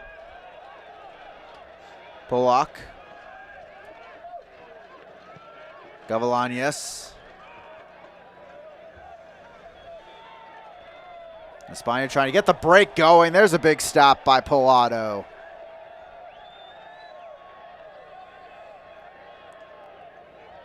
And 2v3, the League One bracket. Going at it for a spot in the final along with Union Omaha. That ball goes out of play, throwing for Chattanooga.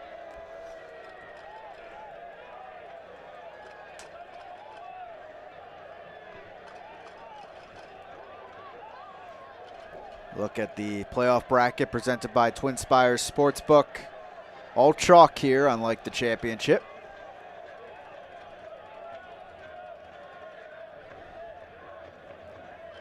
That theme continues. Greenville would be a fan. Trying to keep their unbeaten streak alive, currently at 9.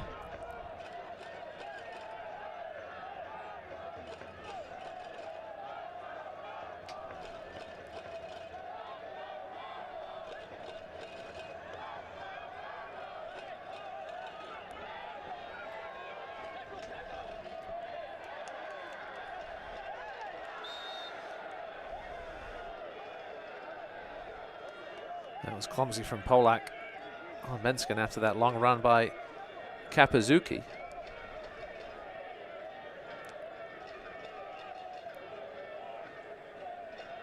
Menskin's feeling that one. I think he does have shin guards there somewhere. It's a great tackle by Gavilanes, but then Polak just a little clumsy.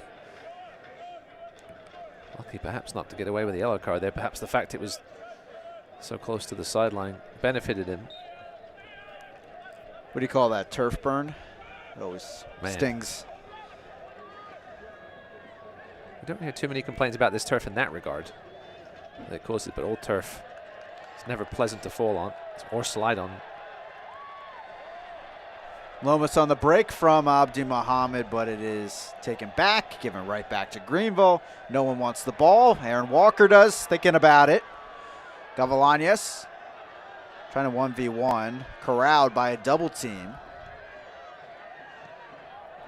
Works the ball over. Dangerous one, headed up and out of play. At least one a corner there for Greenville. Another bit of a lack of communication. Ricketts wasn't under any pressure. There was no Greenville players in the vicinity.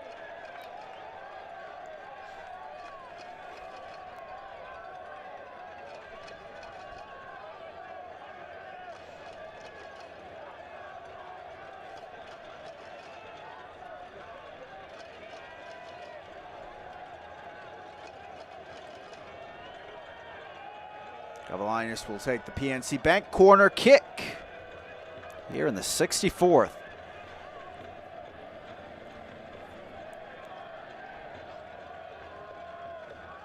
Ball in a high one. Lomas is there. Knocked down. Navarro the clearance. Lomas was open for a split second. Was covered well in the end, though.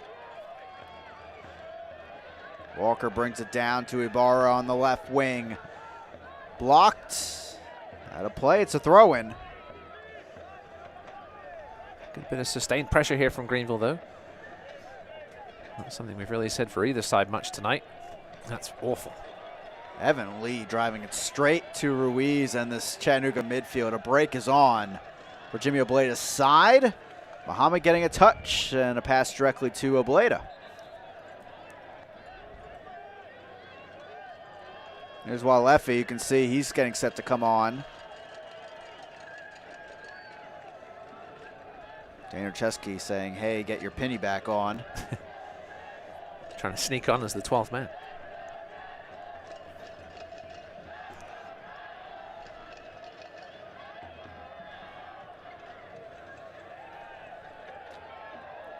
Out of play, and this going Greenville's way.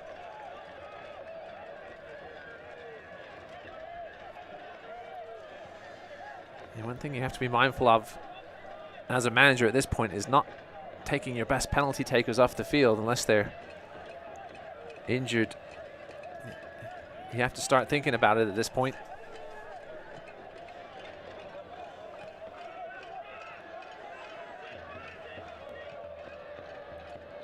Polak cuts in. Oh, what a move. Through ball over. Pilato left side, plays it over, knocked back, and Villalobos with the clearance. That was vintage typo.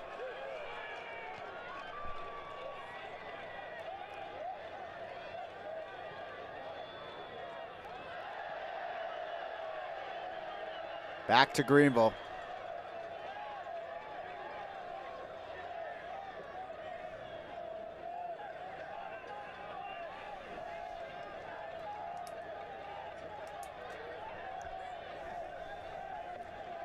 Muhammad, long throw, cleared out of play. No, wait, bounce back in. Around on the deflection all the way through, and we're back for a goal kick.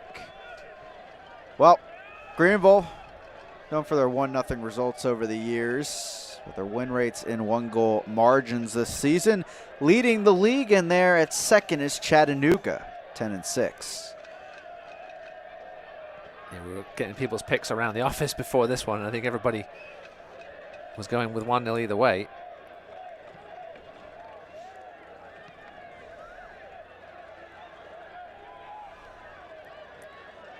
Both matches in Chattanooga this season were 1-1 draws. Greenville with a 1-0 victory here at home, and then the second matchup at Legacy Early College was 0-0.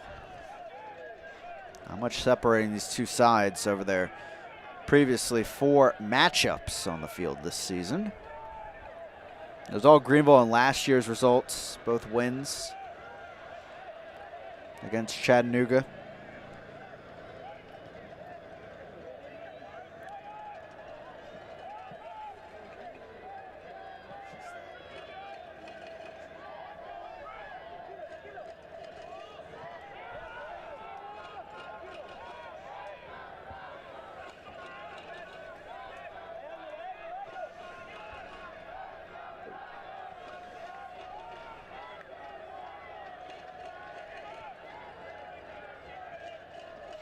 Espana trying to make the turn there.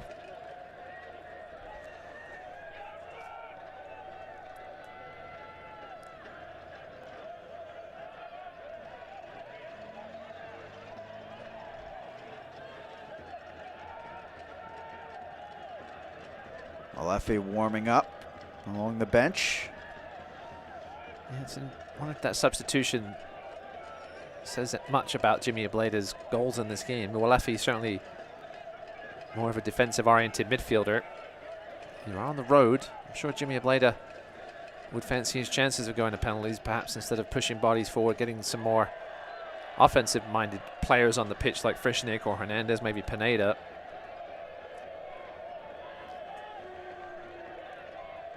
John Harkes' options off the bench.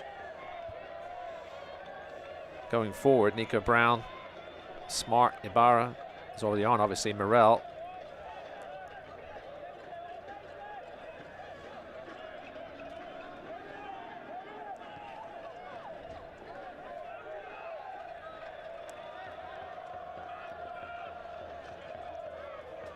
Great interception there as Chattanooga looks to turn up the field. Giving right back to Pilato, though. Here comes Greenville.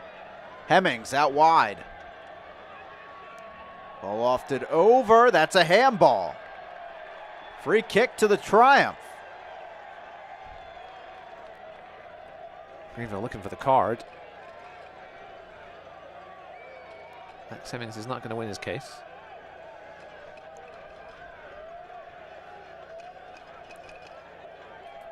Let's take another look at it here. Gavilanes now on the right-hand side.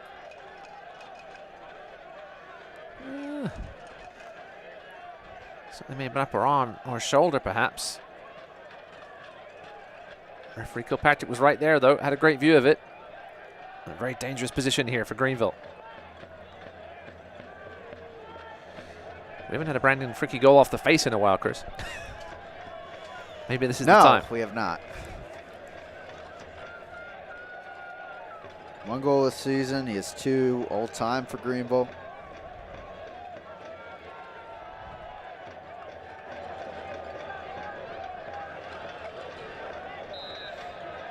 Gavilanes, Mohamed over the ball. Gavilanes plays it over to the post, knocked down. And a foul is called. As it was Fricke getting pretty high in the air there against Ricketts. Yeah, I think Ricketts just had good position on Fricke in the end. Fricke had to use his body illegally to try and get a touch on it. It's worth the effort. Take another look at it here. Ball to the far post. Yeah, I mean, Brandon Fricke went straight through the back of Ricketts. That was never a question.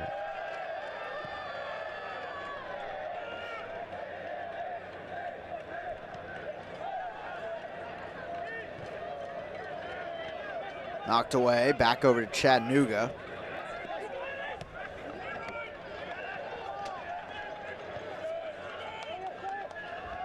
Collado.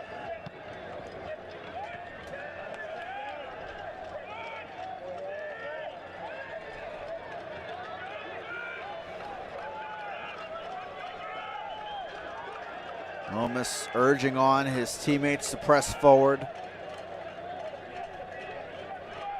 Here's the key. Later stages of matches, Chattanooga has really found their offense. 20 goals this season.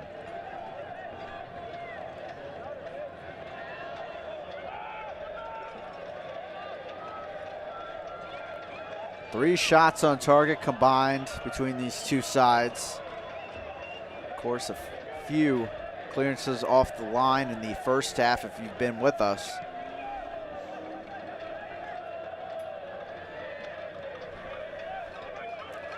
Three total in the first half.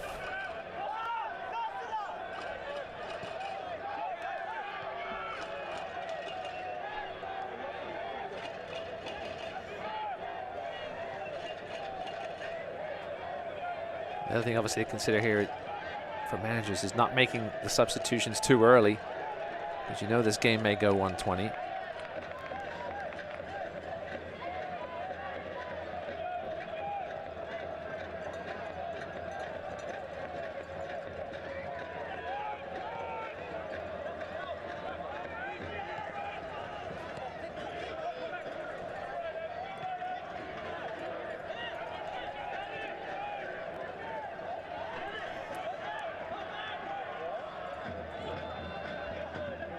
Villalobos.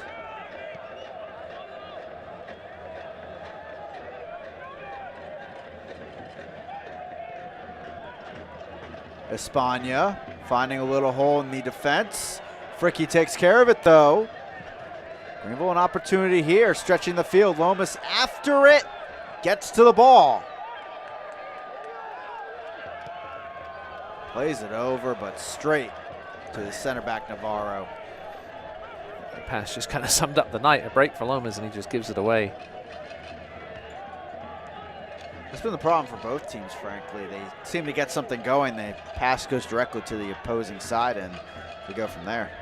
Yeah, there's been very little quality in the final third. Even the goal-scoring chances that have come off the line have come from silly mistakes for the most part.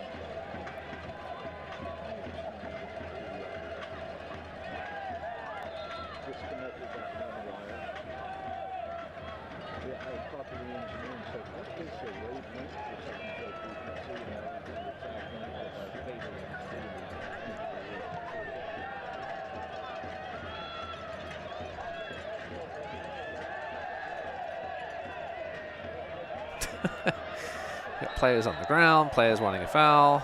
Now we are going to have a foul and a yellow card for Tyler Polak.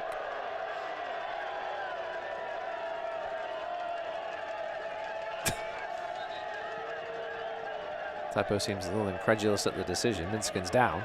The referee has issued a caution to Greenville's number 3, Tyler Polak, in the 75th minute.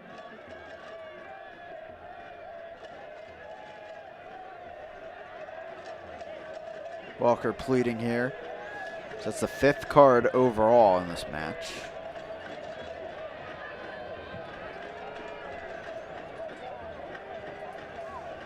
Just taking a look at it here.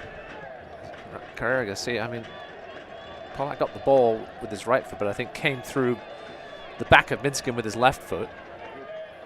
Correct decision by referee Kilpatrick. See what Chattanooga can do with this opportunity.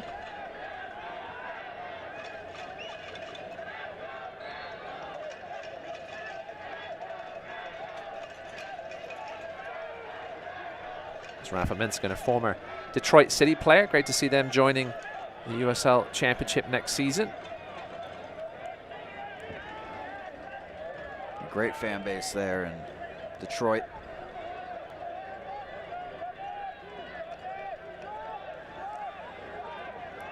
$2v3 for a spot in the final. Play at Omaha next weekend. Alongside me, Ross Sevenport, I'm Chris Makoviak. Cool night here in the upstate, 0-0 between these two sides. Not too many chances, a few great saves on the line, not by the keepers, but by center backs in the first half. Back and forth in the midfield has been the main story. Daniel Chesky making sure Abdi Mohammed takes it from the right spot. Telling Jimmy Blade, I'll handle it.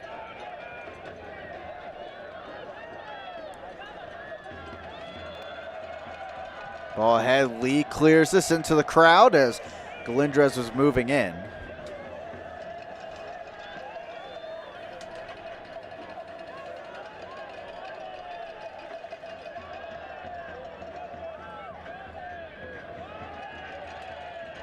Carrera.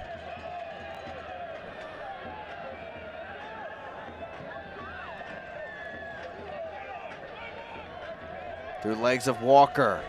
Chattanooga will reset.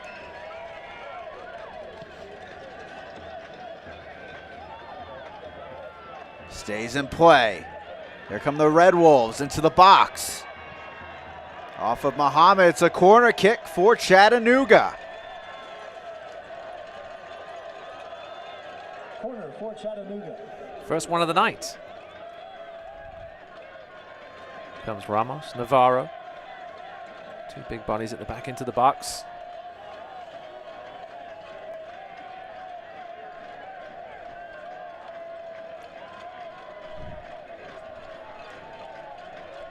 Ruiz will take it.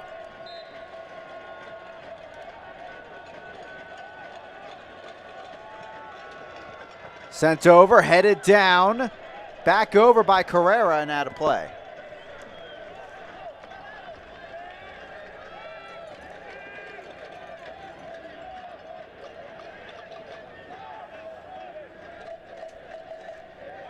Not shocked by the current state of affairs, but no.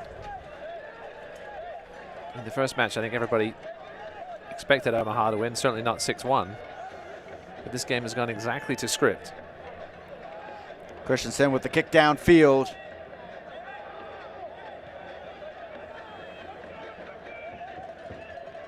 Espana down the left wing. Working against Muhammad. Espana looking for the cross. Plays it over. Pollock knocks it down and straight to Christensen. Well, if that wasn't a back pass, I'm not sure what Tyler Pollock was trying to do. If he was trying to clear it behind for a corner, it wasn't a great job. And if it was a back pass, then Paul Christensen shouldn't have been allowed to pick it up. Let's take another look at here. A teasing corner. Yeah, it was just a scuffed clearance, it looked like, in the end by Pollock. That would have been an interesting one, if an interesting free kick if referee Kilpatrick had called the indirect from about a foot in front of the goal. We had too many of those last year in League One, not quite as many this year.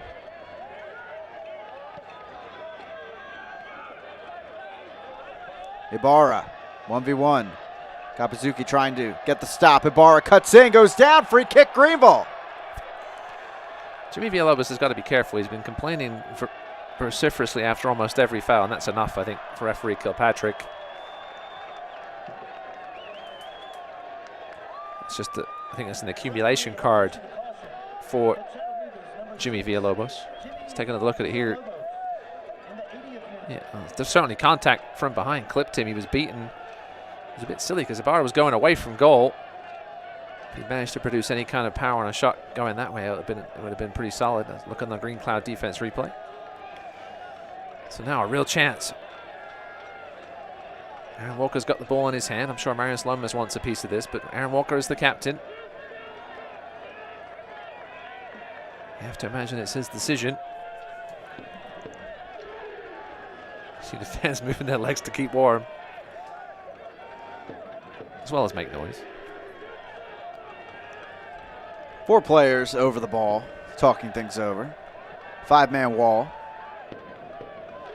And he's going to be Marius Lomas. Made good contact with the last one. Forced a save out of Tim Trilk. 5-man wall for Chattanooga, as well as the 6th man just off it. Referee Kilpatrick making sure that Gavilanes is a yard off.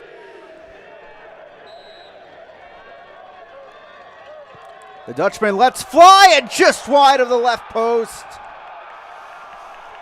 Yeah, I think Trilk had it covered. He saw it the whole way and pulled his arms back at the last second.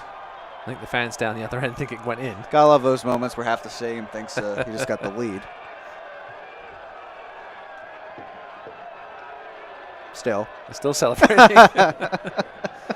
Listen, I've done it this year, Chris. We talked about that with that Ricky Ruiz goal earlier this year. I thought it was the other way around. I didn't think it had gone in, and it had.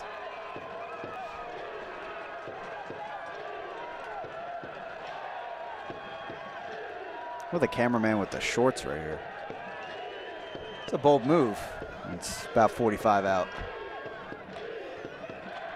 Everybody gets chilly in different ways, Chris. I'm all right as long as my ears and hands are covered. Deflected ball will keep it with Greenville.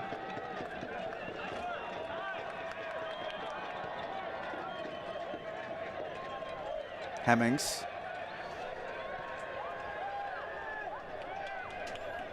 Well, last chance.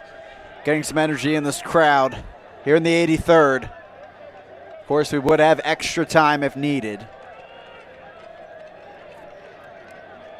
Ball flicked ahead. Ibarra there. Ibarra cuts back. Cross over, deflected out. Another corner kick here for Greenville.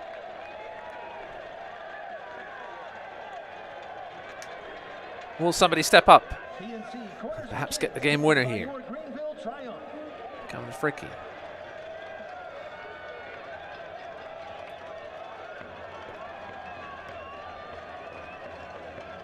Gavilanes just got to be careful with those cones behind him. Flick one out the way. Gavilanes. Ball in. Knocked up, still alive. Juan Galindrez on defense. He's got to be careful. Hemmings towards Pilato, poked away. Pollock back with it. Ibarra. Muhammad fires, blocked by Espana. He's going to stay with Greenville, but no, Lee has to force it out of play. Throw in Chattanooga.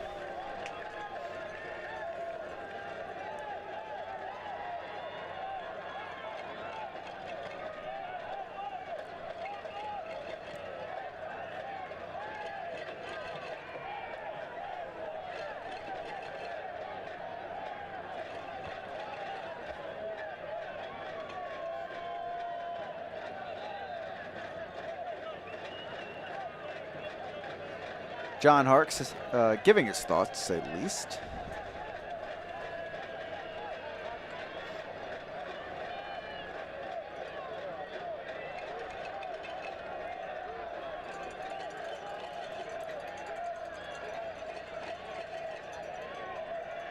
Just reading a tweet from John Perlman, sent after the game, said, "Tough way to end the season, but so proud of his team and staff. Congrats to Union Omaha and Jay Mims. They are a top team. Thank you to the Cactus Pricks and all their fans. Looking forward to 2022 at Keno North."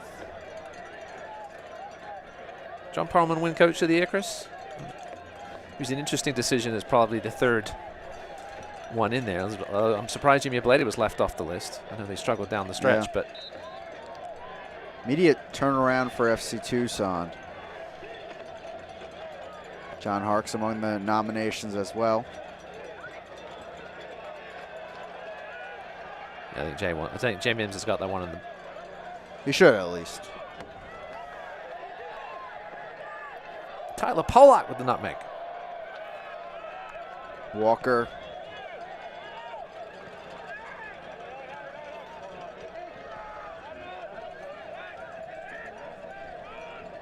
Ibarra driving through traffic. Fricky will kick this downfield, excuse me.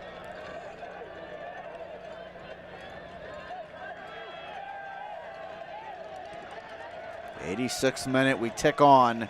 Deadlocked 0-0. Headed on. Ibarra coming over.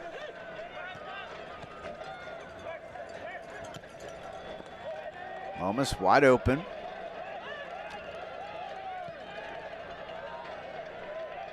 Muhammad. Cross in, headed on, and wide of the target by a good bit in the end. Well, it would have been ironic if an Alan Gavilanes header had decided this one. Just floating into the box there, and his effort went just wide. We're all sort of watching that one. See where it would end up. So Noah Pilato going the distance. You wonder if he's got the legs to go 120. It's been a long time since he's played in a complete game.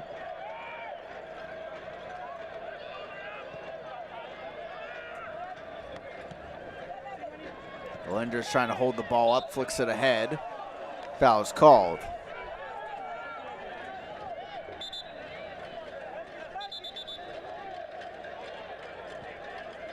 I'm sure Union Omaha are enjoying what's going on here.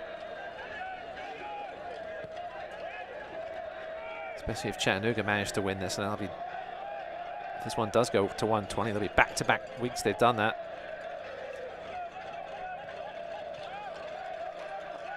And Chattanooga getting set to make their first substitution. It seems like it was 20 minutes ago. We were talking about Walefi. He's been sitting there a while warming up. He's not young, Chris. It may have taken him this long just to get warm. Experienced player. All respect to Wally. As Walker goes down. It's going to be a yellow card for Jose Carrera Garcia.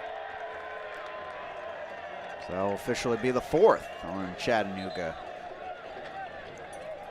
It'll be interesting to see who he brings off. Substitution. It will be Jimmy Villalobos. For Chattanooga, entering the match, number 7, Walefi dos Reis. Leaving the match, number 6, Jimmy Villalobos. So in this big moment for the club, bringing on the experienced player whose days at Swope Park Rangers and USL Championship in 2016. He's been with Chattanooga since the beginning in 2019, trying to get them to the League One final in this Spinks substitution.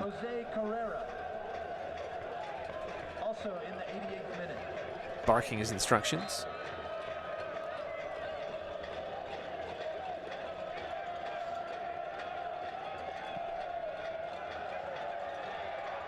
Punched away by Trilk in the traffic. There's that ball over the top from Muhammad. Fricky on back to Christensen. Good work there by Brandon Fricky, getting goal side of Galindres. Kept Juan Galindres relatively quiet, other than that overhead kick that hit the bar. I'll say it skimmed the bar. Hasn't had much to do tonight in the box.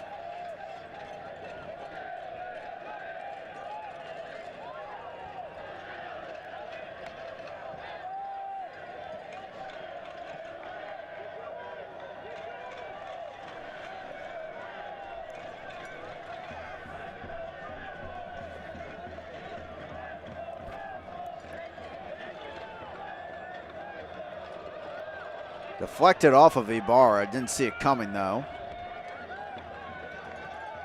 We're on the run now with Chattanooga. Once again, over everyone. Did it stay in play is the question. It's a throw-in. Favor of Greenville. So, we're in the 90th. Both teams have used one sub.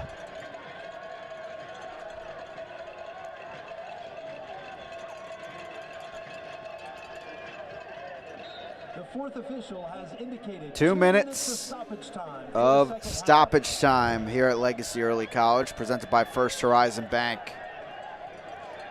We headed for a whole lot more time in this game if there's not a goal in those 2 minutes.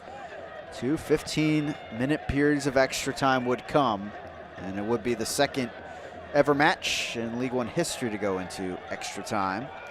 Chattanooga would have the honors of being part of both of them this season.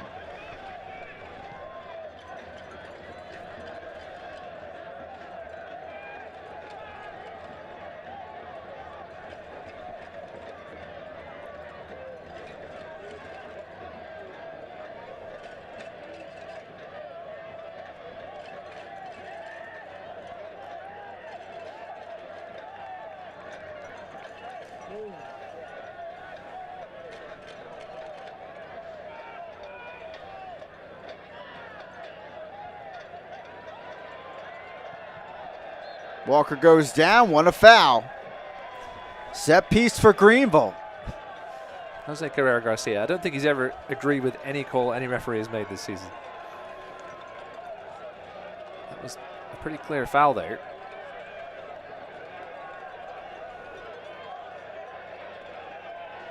One last set piece. Can somebody be a late hero here at Legacy Early?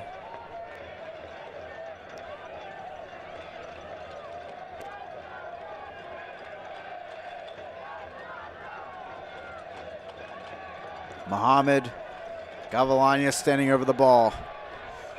Chattanooga's done a great job of defending these set pieces so far tonight. The legs are getting tired, the head's getting tired. Jimmy Ableda said he's going to be the first one to blink, who will win this game. Muhammad flicks it in there, headed away. Not tall enough to get past the first defender.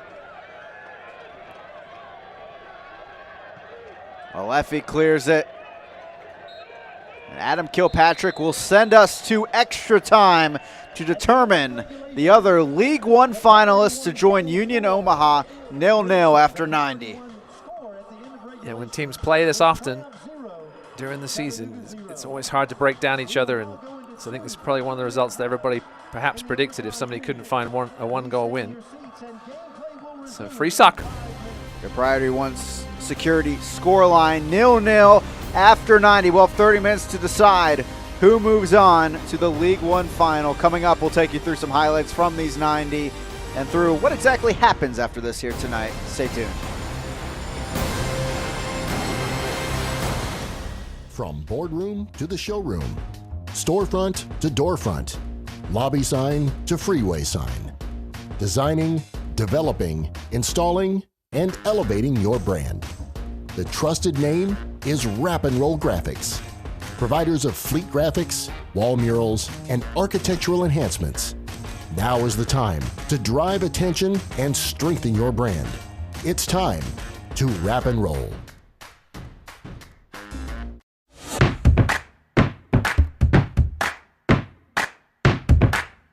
When you donate blood with the Blood Connection, you're helping to save lives right here in your community.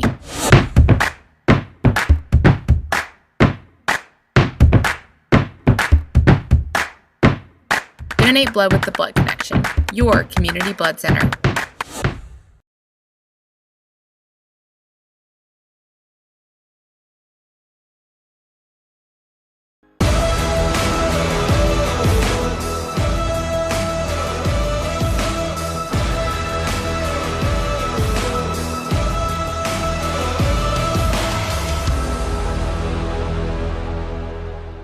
There's hit on the line! Oh, he put it in! A magnificent strike! You go down, you come back, and you find a way. Priority 1 security 90-minute scoreline. It's 0-0. We're headed for extra time if you're just joining us. Greenville and Chattanooga, 5th matchup this season. And we're dead even here, Ross. Not a ton after the first 20 minutes of action, a ton of goal line clearances. Defense has been at a premium as we check out our GSP International Airport high-flying plays of the 90 minutes. And this was the first one, a rare whiff from Brandon Fricky. They made up for it by clearing it off the line. Juan Galindez just sort of got it caught under his feet just a little bit here. Initial touch went back towards the penalty spot. That was enough for Christensen to come out. And here was the acrobatic overhead kick skimmed off the top of the bar by Galindez. His best chance of the match, really his only good chance, other than that one right before it. Christensen came for this one, didn't get there, and Evan Lee, the hero this time, to clear it off the line again. But then after this, there wasn't much else to talk about. Christensen came out well here to claim, took the brunt of that challenge. Good work by Mohamed, a heavy touch by Espana, and then some words from Brandon Fricky. This was the first half clearance off the line by Chattanooga. Jason Ramos, the hero here for the visitors. And there's your full-time... Oh, we did have some full-time stats there for a second. So, Lee, Fricky, Ramos, the center backs with goal line clearances. Navarro, where's yours? I'm looking for something here. Still a half hour. But that was all in the first part of the first half. It's been really even. That's kind of what we saw last time these two teams played. We'll see maybe some more risks taken. Both teams only one substitution so far. Certainly more to come. I just hope the stadium vendors have brought plenty of hot chocolate, tea, and coffee. This is when you need a good scarf out there. I'm sure scarf sold well this evening.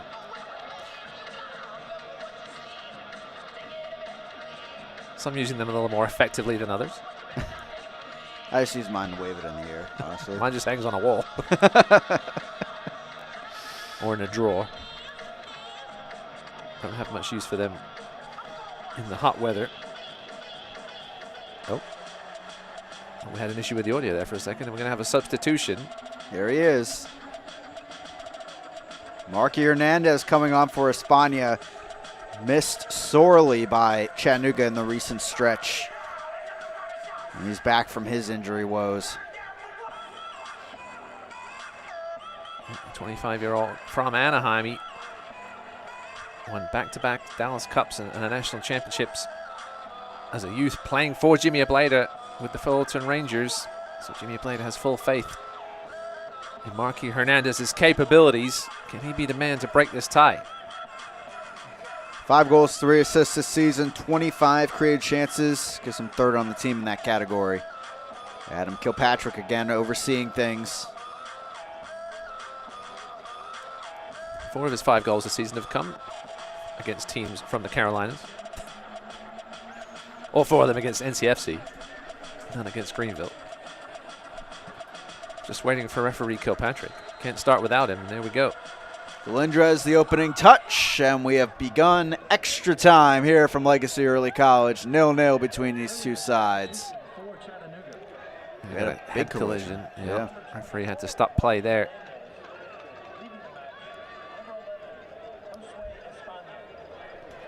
Four yellows for Chattanooga so far, 3 for Greenville. As Abdi Muhammad took the brunt of that. Good to see Jonathan Ricketts checking on his fellow fullback. As Abdi Muhammad tries to clear the cobwebs. That's how you wake up after 90 minutes. I guess he did call a foul in the end, referee Kilpatrick. Thought perhaps he'd just stop play to check on Muhammad. Winner here heads to Warner Park next weekend. Take on Union Omaha. 6-1 winners earlier this evening. Carrera. Here's Hernandez. He'll put a cross in. Backside of the box. This will be cleared by Walker.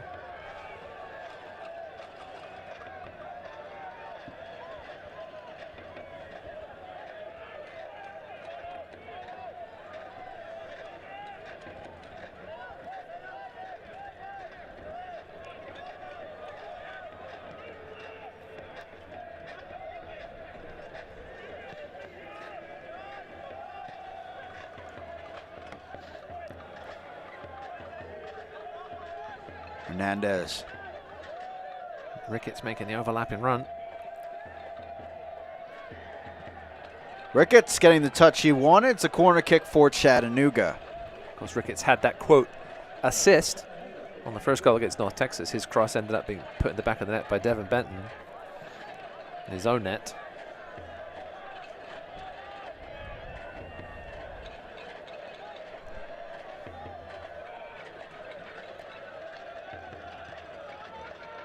Knocked back over. Galindrez open. Pokes it. Saved by Christensen.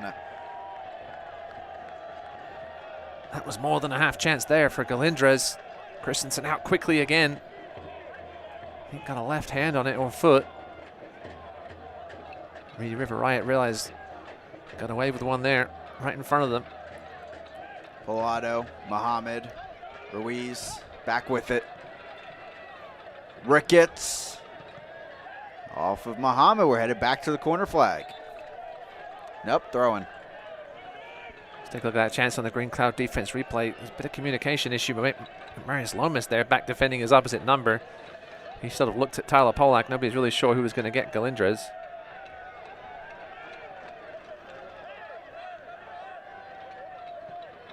Ibarra. On the run is Gavilanes. He'll go after Trilk. Putting the pressure on Jason Ramos there. Again, going back to last week, made the mistake that led to that Bernard Kamungo goal. That was in regulation. That was the goal that sent it to overtime. Here's Ramos. All-league first-team honors this year. Yeah, John Harkes was raving about Ramos' ability earlier this season. When John Harkes talks about you, you listen. Ruiz back out wide. Hernandez against Muhammad once more. Hernandez. Cross over. Free floating ball. Galindrez back over. Another corner kick for Chattanooga. Dangerous crosses in from Hernandez. Yeah, he just got Abdi Muhammad on roller skates, turned him inside out. Tempting cross. Chattanooga looking dangerous here in the first 5 minutes of this first period of extra time. It's obviously similar to how they were pressuring North Texas when they had the extra man, obviously until Ortiz got sent off.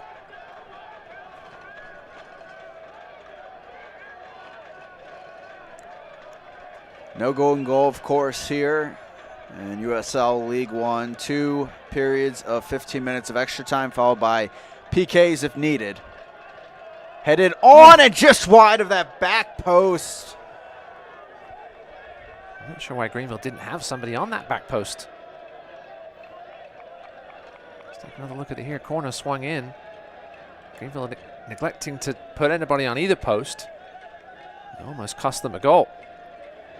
Lindres was the man that scored in the 113th minute last weekend to clinch that win over North Texas.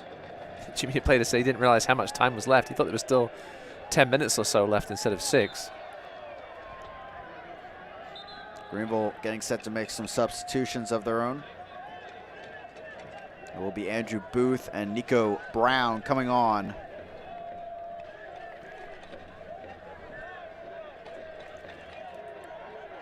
Off comes Gavilanes. Substitution presented by Spinks for Greenville. Entering the match, number 77, Nico Brown.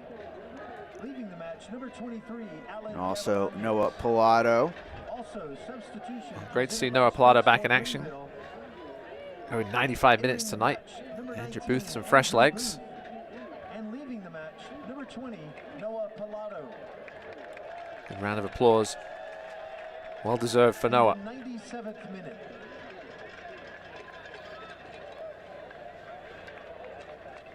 Andrew Booth, player that'll make those attacking runs at times. Yeah, 2 pretty straight up subs there. Attacking midfielder for attacking midfielder and a winger for a winger.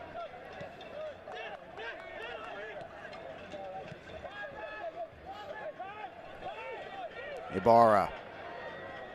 Lomas. Not much there. Yeah, Chattanooga with 10 men behind the ball. Ronnie Galindres out there in the center of the field. Ibarra fires one, it's in! Off the keeper and in! What a strike from the top of the box! Well, that's a goal deserving of a final Booth if it turns out to be the final berth, I should say, if it turns out to be the winner. What a strike by Ibarra.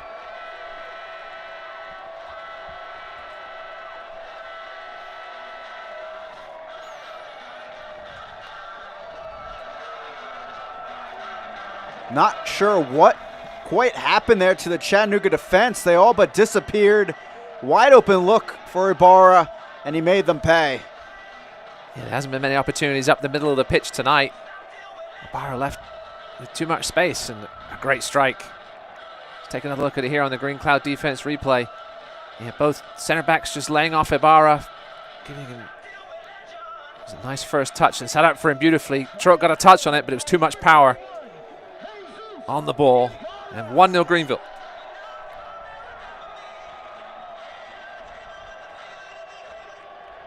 Second goal of 2021 for Jesus Ibarra.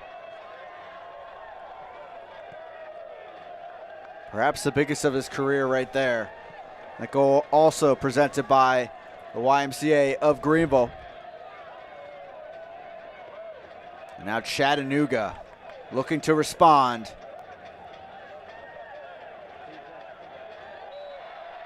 Hernandez the shove from behind on Walker.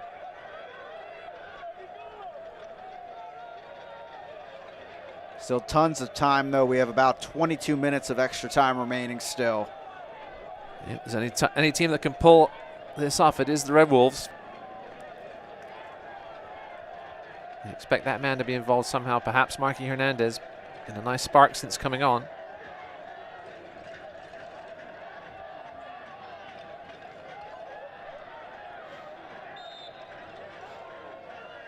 Andrew Booth called for the late foul there, I think. Ramos went down briefly there, looking like he wanted to stretch things out, and this will be brought back.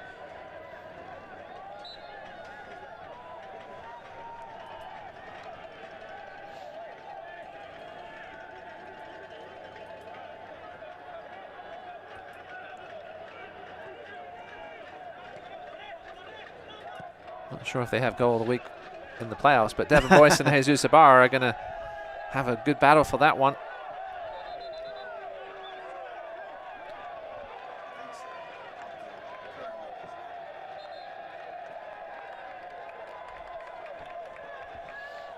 Substitution presented by Spinks for Chattanooga.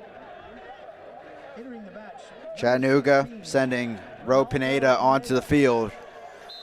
Well, he's been playing fullback of late. I'm sure he's not going to go there tonight. More of a natural attacking midfielder or forward. Another Spinks substitution.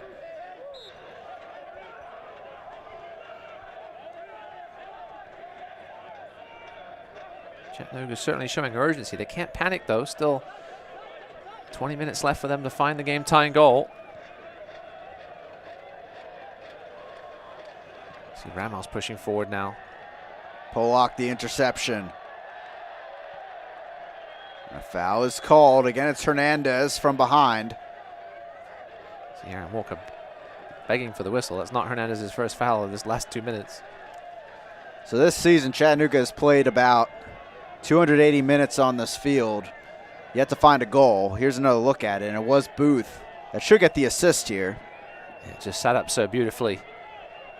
I'm not sure if it came off Booth Oh, or if no. it came off the Chattanooga player, I think. Might have been Ramos there. But as an attacking player, you love when those fall on the half volley. Allows you to get the full laces behind it, and that's exactly what Jesus Ibarra did.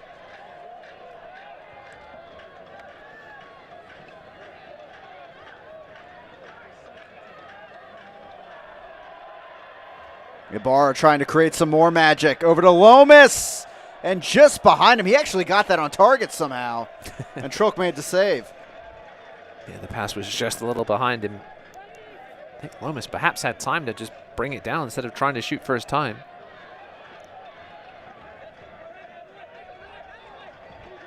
Well, perhaps not bring it down, but at least get it onto his stronger right foot.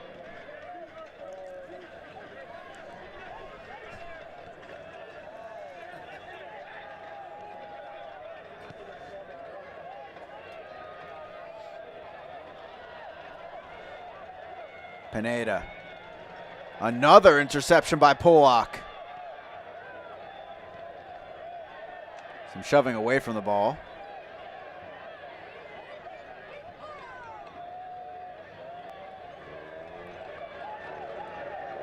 See Juan Galindez running a little funny. He's dealing with a cramp. Frischneck still on the bench and available for Chattanooga. Yeah, is Juan Galindez the kind of guy you bring off even if he's on one leg? At this point, the Booth goes down under the challenge from Jose Carrera. He's on a yellow. That's certainly what Hemmings is pleading.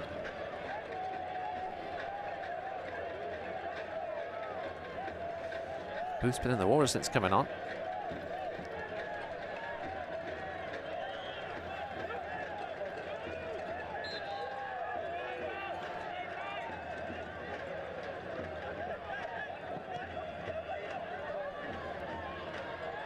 Lomas.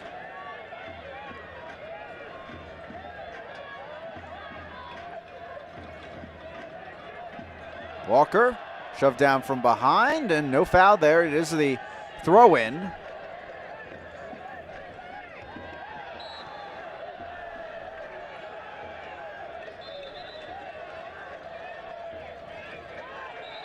Yeah, Greenville certainly aren't going to allow Chattanooga to get anything on the transition. They're going to foul if they have to. Take a page from this man's book, perhaps, and his team's ability to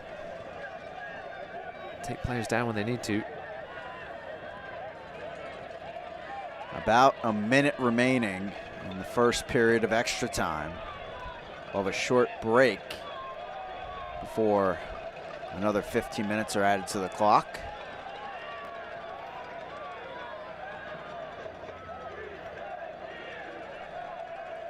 Into the final third we go.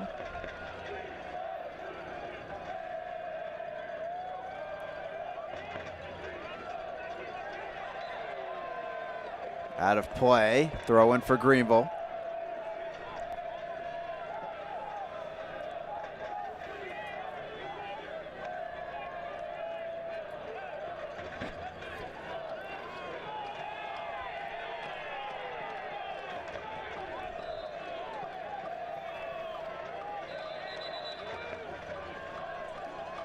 More shenanigans going on by the bench. Never a good thing when the head ref runs over. And it will be a yellow card towards the assistant coaches. The referee has issued a caution in the 105th minute to the Chattanooga bench.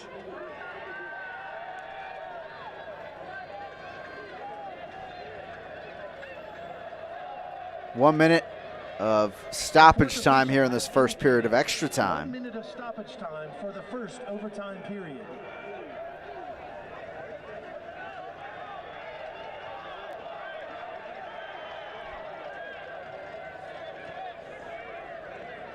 Carrera.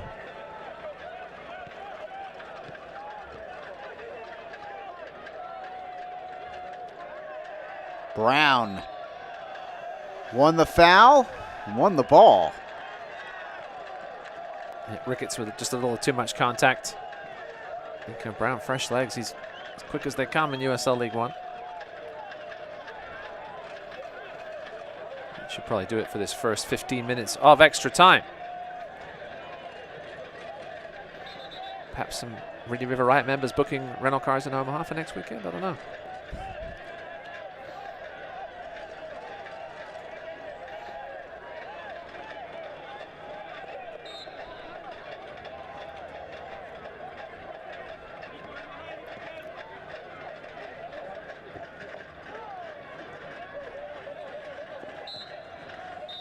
And that's how we end the first period of extra time. Greenville gets on the board. Jesus Ibarra. What a strike, top of the box.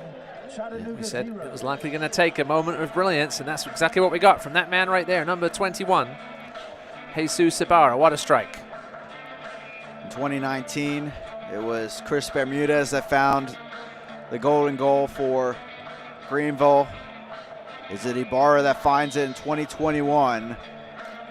Chattanooga still with 15 minutes to answer, though, and try to force PKs.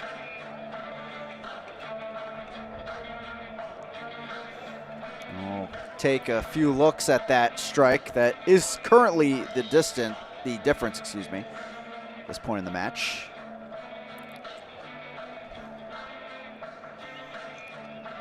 San Diego native. Driving it in off of this.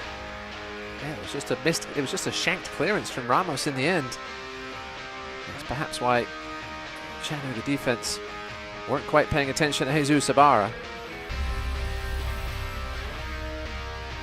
It's a strike-worthy final berth, sent the Reedy River Riot into celebration mode, but still 15 minutes before they can really celebrate.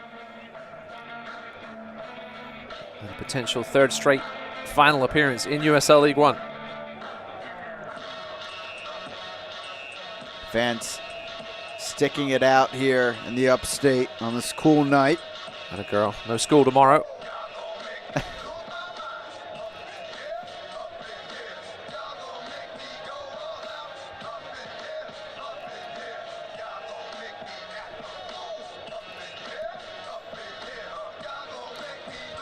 The Louisville with a goal in the 89th minute, and it looks like it might be Tampa Bay Louisville again for the Eastern Conference title. Louisville leaving it late, just like Greenville. Something in the Vills tonight. Stick around after this one for the late match in the USL Championship. Your attention, please. There's a car running in the tailgate lot. South Carolina plates. There's a car running in the tailgate lot. It's been running for 105 minutes plus. 7816 LR South Carolina plates. Thank you.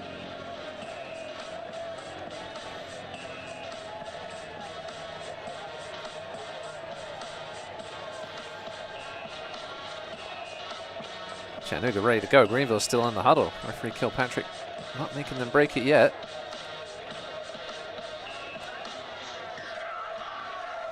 Both teams have made 3 substitutions. They do get the extra sub in extra time. So still 3 subs left for both sides. I'm sure we'll see Blake Frischnick at some point. Jimmy Ablana going to throw everything at it in this second period of extra time. He's the only really offensive option left on the bench.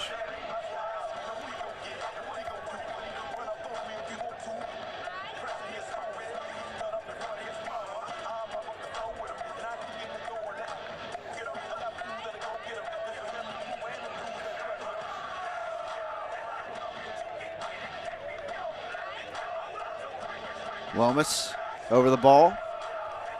1-0 Greenville with the Ibarra strike.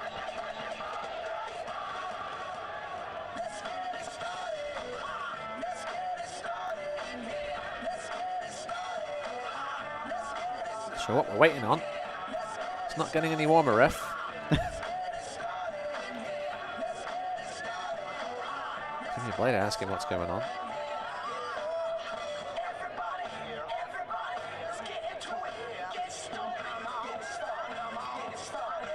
Almost having a deep conversation.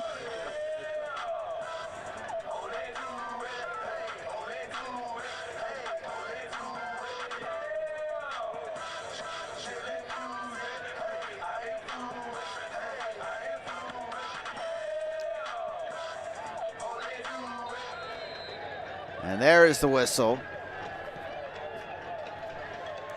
Second period of extra time underway. 1-0 Greenville. Of course, if this result stands, Greenville will be headed to Omaha for the League One final next weekend. Chattanooga trying to respond in these final 15 minutes.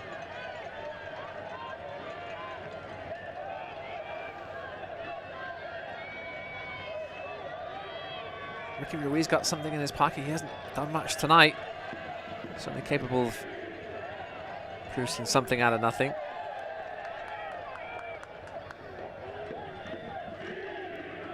This coming back for a throw-in for Chattanooga. Look at the Twin Spires Sportsbook League One playoffs bracket. Who will join Omaha in Nebraska next weekend?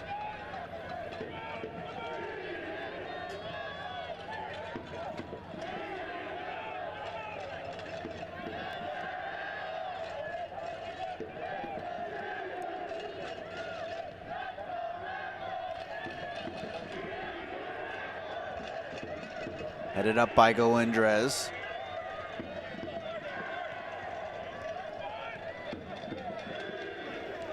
Pineda. Here's Ramos.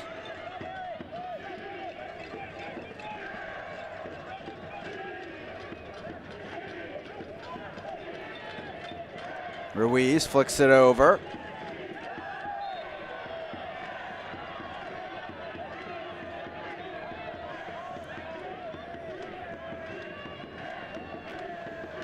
Does actually seem like Pineda is playing the fullback position where Kabazuki left, but obviously pushing a lot more forward with the situation they find themselves in.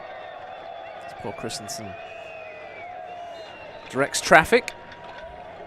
Is it going to be another clean sheet for Mr. Christensen? Paul the Wall.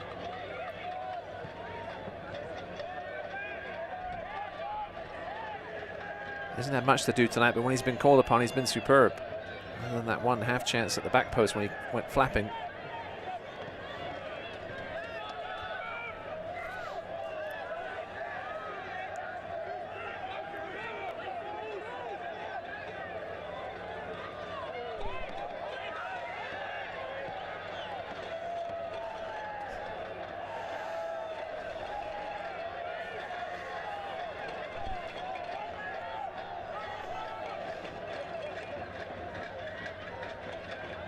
Hernandez.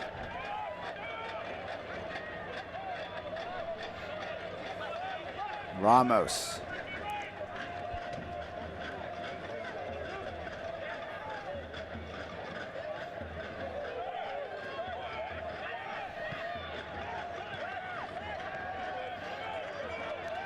Booth. Fresh legs, take people on. There's Walker towards the end line. For his tired teammate to make even longer of a run.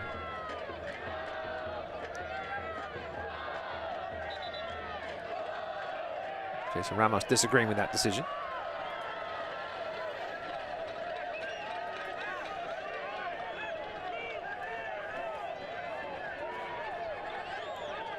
throwing for Greenville here in the final third.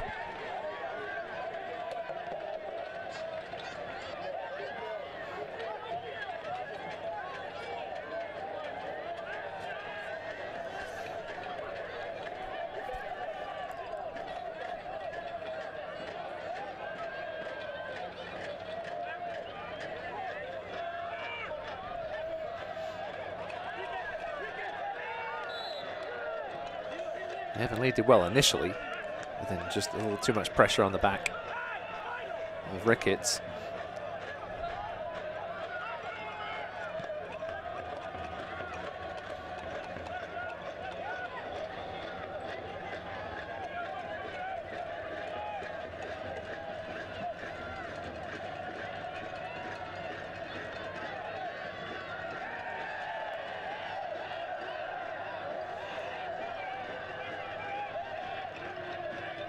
Ramos. Alefi stepping up. They'll play it back over.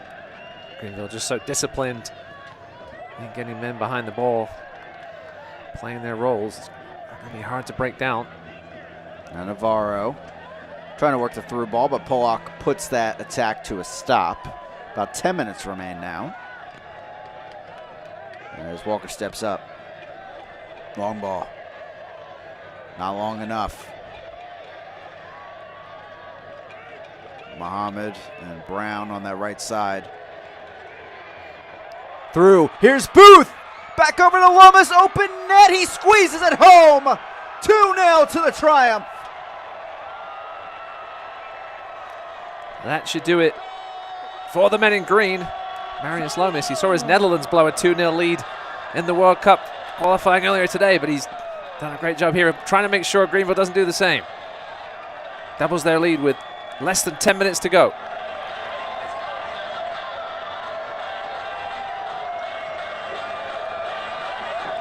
A great look in the right side of the box for Booth. The unselfish play over to his teammate. And Lomas just getting it on by the defender.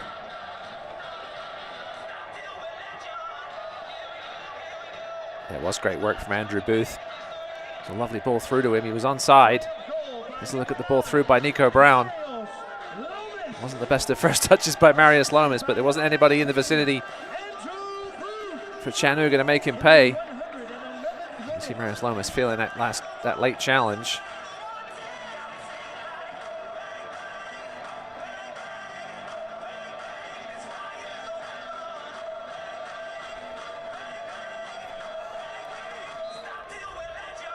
We're back underway. 2-0 lead for Greenville. Goals by Ibarra and Lomas. In extra time may send Greenville to their third straight League One final.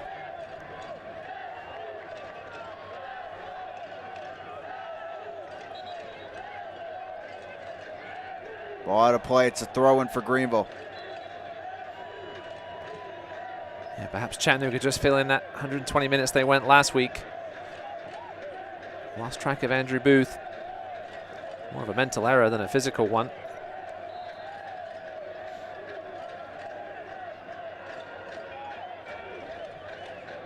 Fans, with that second goal, you can now take your tickets to Habitat to receive 10% off your order.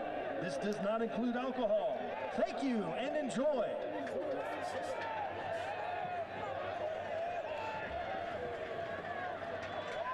Knocked on, still alive for Chattanooga, still fighting to stay in this match. Pineda. Shot is fired, but over the target.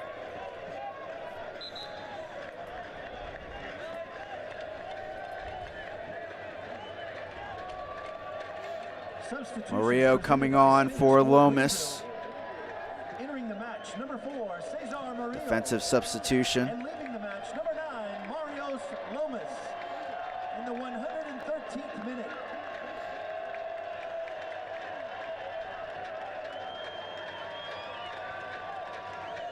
Cesar Murillo obviously won the title with North Texas back in 2019. The only man to win 2 League One titles so far. Take another look at that goal. Lovely ball through by Brown. Booth with the pullback. And the Reedy River Riot celebrating that goal right in front of them. was a valiant effort in the end by Ronaldo Pineda to try and stop the goal.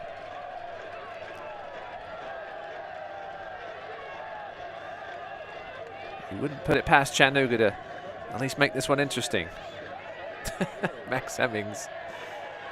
It's going to be a foul. Oh, you'd have to think perhaps a yellow card. I'm not sure what Max Hemmings is waving his finger about. He was taking the Chattanooga player for a walk.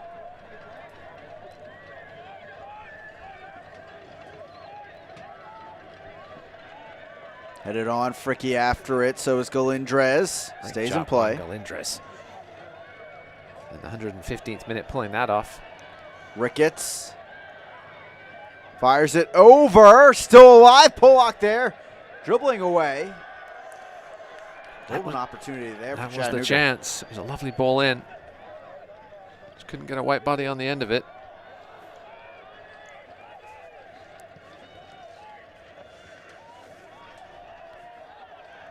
Through the traffic, Galindrez goes down, grabbed by Christensen. Cesar Murillo, with your initial reaction, hey, you dive, and then came to his senses and helped his opposite number out. Well, opposition player out, I should say. 5 minutes remaining in this one. Well, Effie.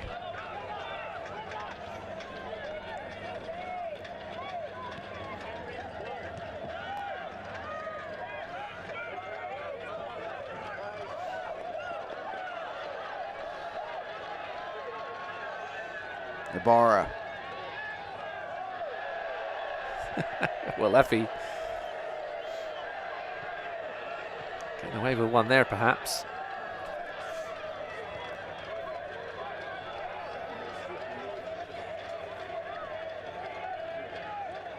When the Triumph scored 2 goals at home, fans can go to Habitat and wear Triumph swag and say code Triumph10 to receive 10% off. Does not include alcohol. And thank Lomas for that.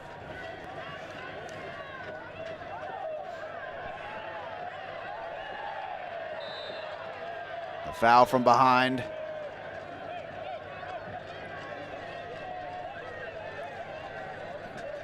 Before the end of this game, I just want to see one foul that Chattanooga makes that they don't complain about. I don't think I've seen one yet tonight. My problem there is you're the team down 2-0 and Navarro's time wasting.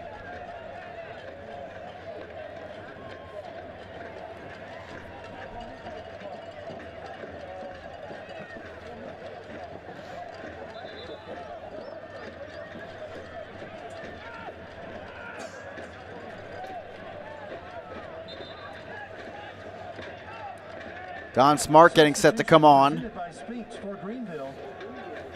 Will be for Aaron Walker. And this Spinks substitution.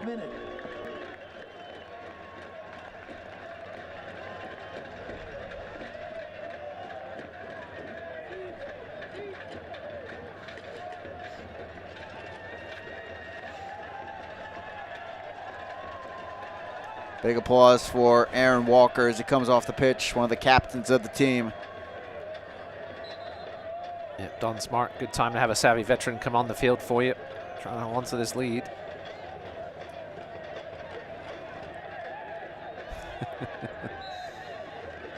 It's a pretty simple rule, Jason Ramos. You can't encroach closer than 10 yards. Still did it. Ruiz the header. Ibarra trapped in the corner. Out of play, throwing for Greenville.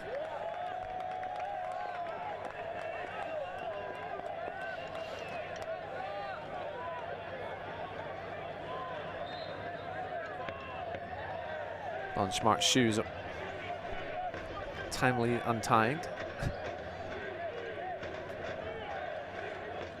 He only had 117 minutes to make sure it was tied.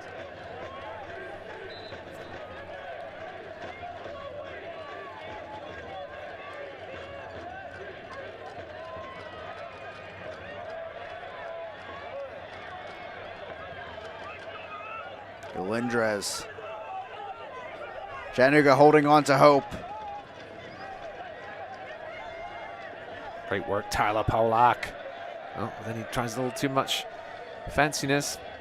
Cross in, knocked away, top of the box. Enough touch there for Murillo to hold back the strike. And here comes the triumph.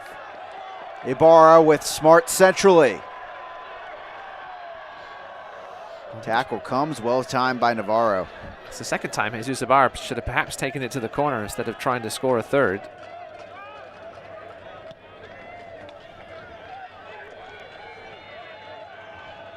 Christensen on over to it. If this result does hold, that's 6 straight clean sheets for Greenville. Incredible. Along with 10 in a row unbeaten. Certainly peaking at the right time. Had that real funk during the middle of the season, which was sort of propelled by the injuries. There was that break where they didn't have a game for a couple of weeks, and then they had a spell of, I think it was 5 games in 16 days. Both those things really knocked this team off kilter along with the injuries, but they've recovered nicely, getting healthy now. Only Lachlan McLean the worry after tonight.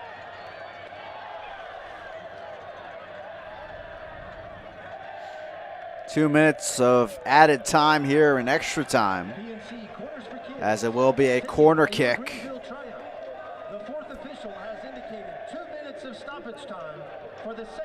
As it is Brown down.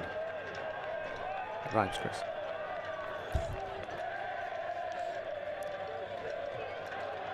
As does Greenville and nil.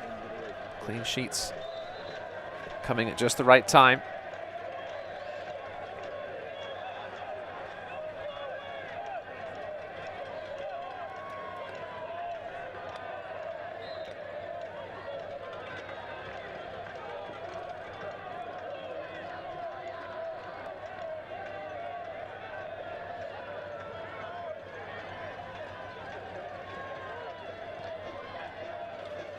You have to think Omaha will be the favorites at home in the championship game.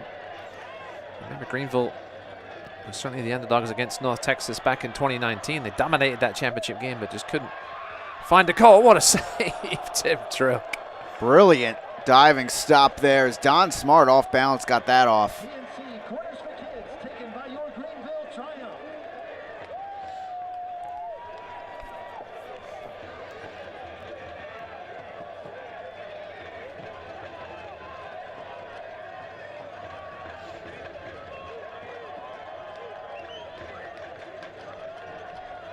Tim Trook couldn't do much about either goal. He saw the first one well, but Barr just had far too much pace behind it.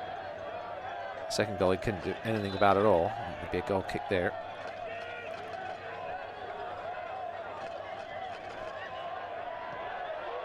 Almost given away at the back. There's some tired legs out there in white. That should perhaps do it. And the Greenville Triumph are headed to the League One final next weekend. 2 goals in extra time, getting it done.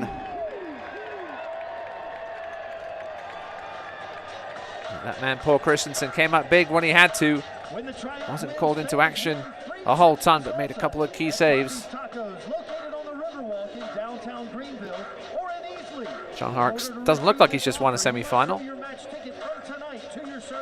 I'm sure he's happy inside. To see those two shaking hands.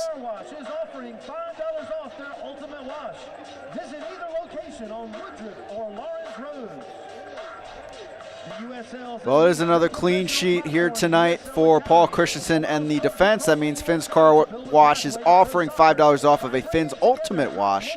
Visit either their Woodruff Road or Lawrence Road locations.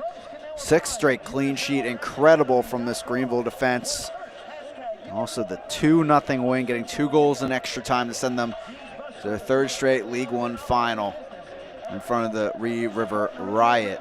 With the Triumphs win this evening, stop by Poppy's Tacos in Easley or downtown Greenville to receive free chips and salsa courtesy of Poppy's Tacos. Represent the Triumph by wearing your gear and mention the code WINPOPPIES to take advantage of this deal.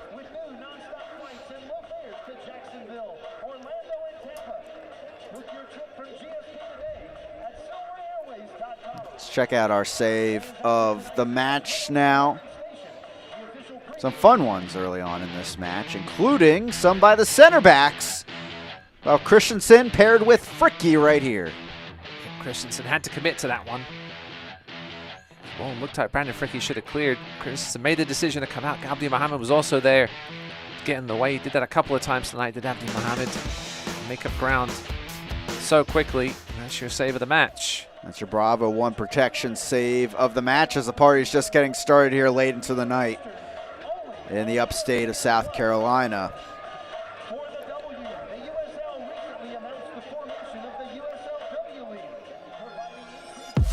Full-time stats here from Legacy Early College. Not a ton of offense early on. Things blossomed a bit as we went on. No, Greenville just took their chances. Chattanooga just couldn't. They got that one early goal. Really could have changed this game, but Greenville shut it down and got the bit of moment of genius they needed from Jesus Sabara. With the ups and downs of the season, it's always been two teams, I guess. Union Omaha, Greenville. We didn't get it last year. Now we get it. This time the pitch, though, is Warner Park, as Omaha will be hosting next weekend. Yeah, distinct advantage for Union Omaha, but Greenville have won there once already this season. Can they do it again? Make it back-to-back championships. Here's a look at the road to the final presented by Twin Spires Sportsbook. 1 and 2 all chalk as we head for Warner Park next weekend. Yeah, there should be some fun banter on social media this week between the fans of both those two teams, both very well supported. Always fun matches between these two sides, whether last year or this year. 6 goals for Omaha today, and Greenville on the other side, 6 straight clean sheet. One of the top defenses paired with one of the top offenses. Very poetic. Of course, 1-1 draw earlier this year, and then the 1-0 win for Greenville on the road against Omaha. Maybe Greenville have the psychological edge after that win at Warner Park earlier this season and the way they're playing right now, but after scoring 6 goals in the semifinal, Omaha's attack will be hard to stifle again. Always good for some great goals, I should say, in this matchup. We had 3 bangers last time. In 2020 when the two teams met. Some great defensive prowess as well. That's one thing that's overshadowed by the great offense of Omaha. Their defense has been strong this year. So what that goal meant to Marius Lomas at Warner Park.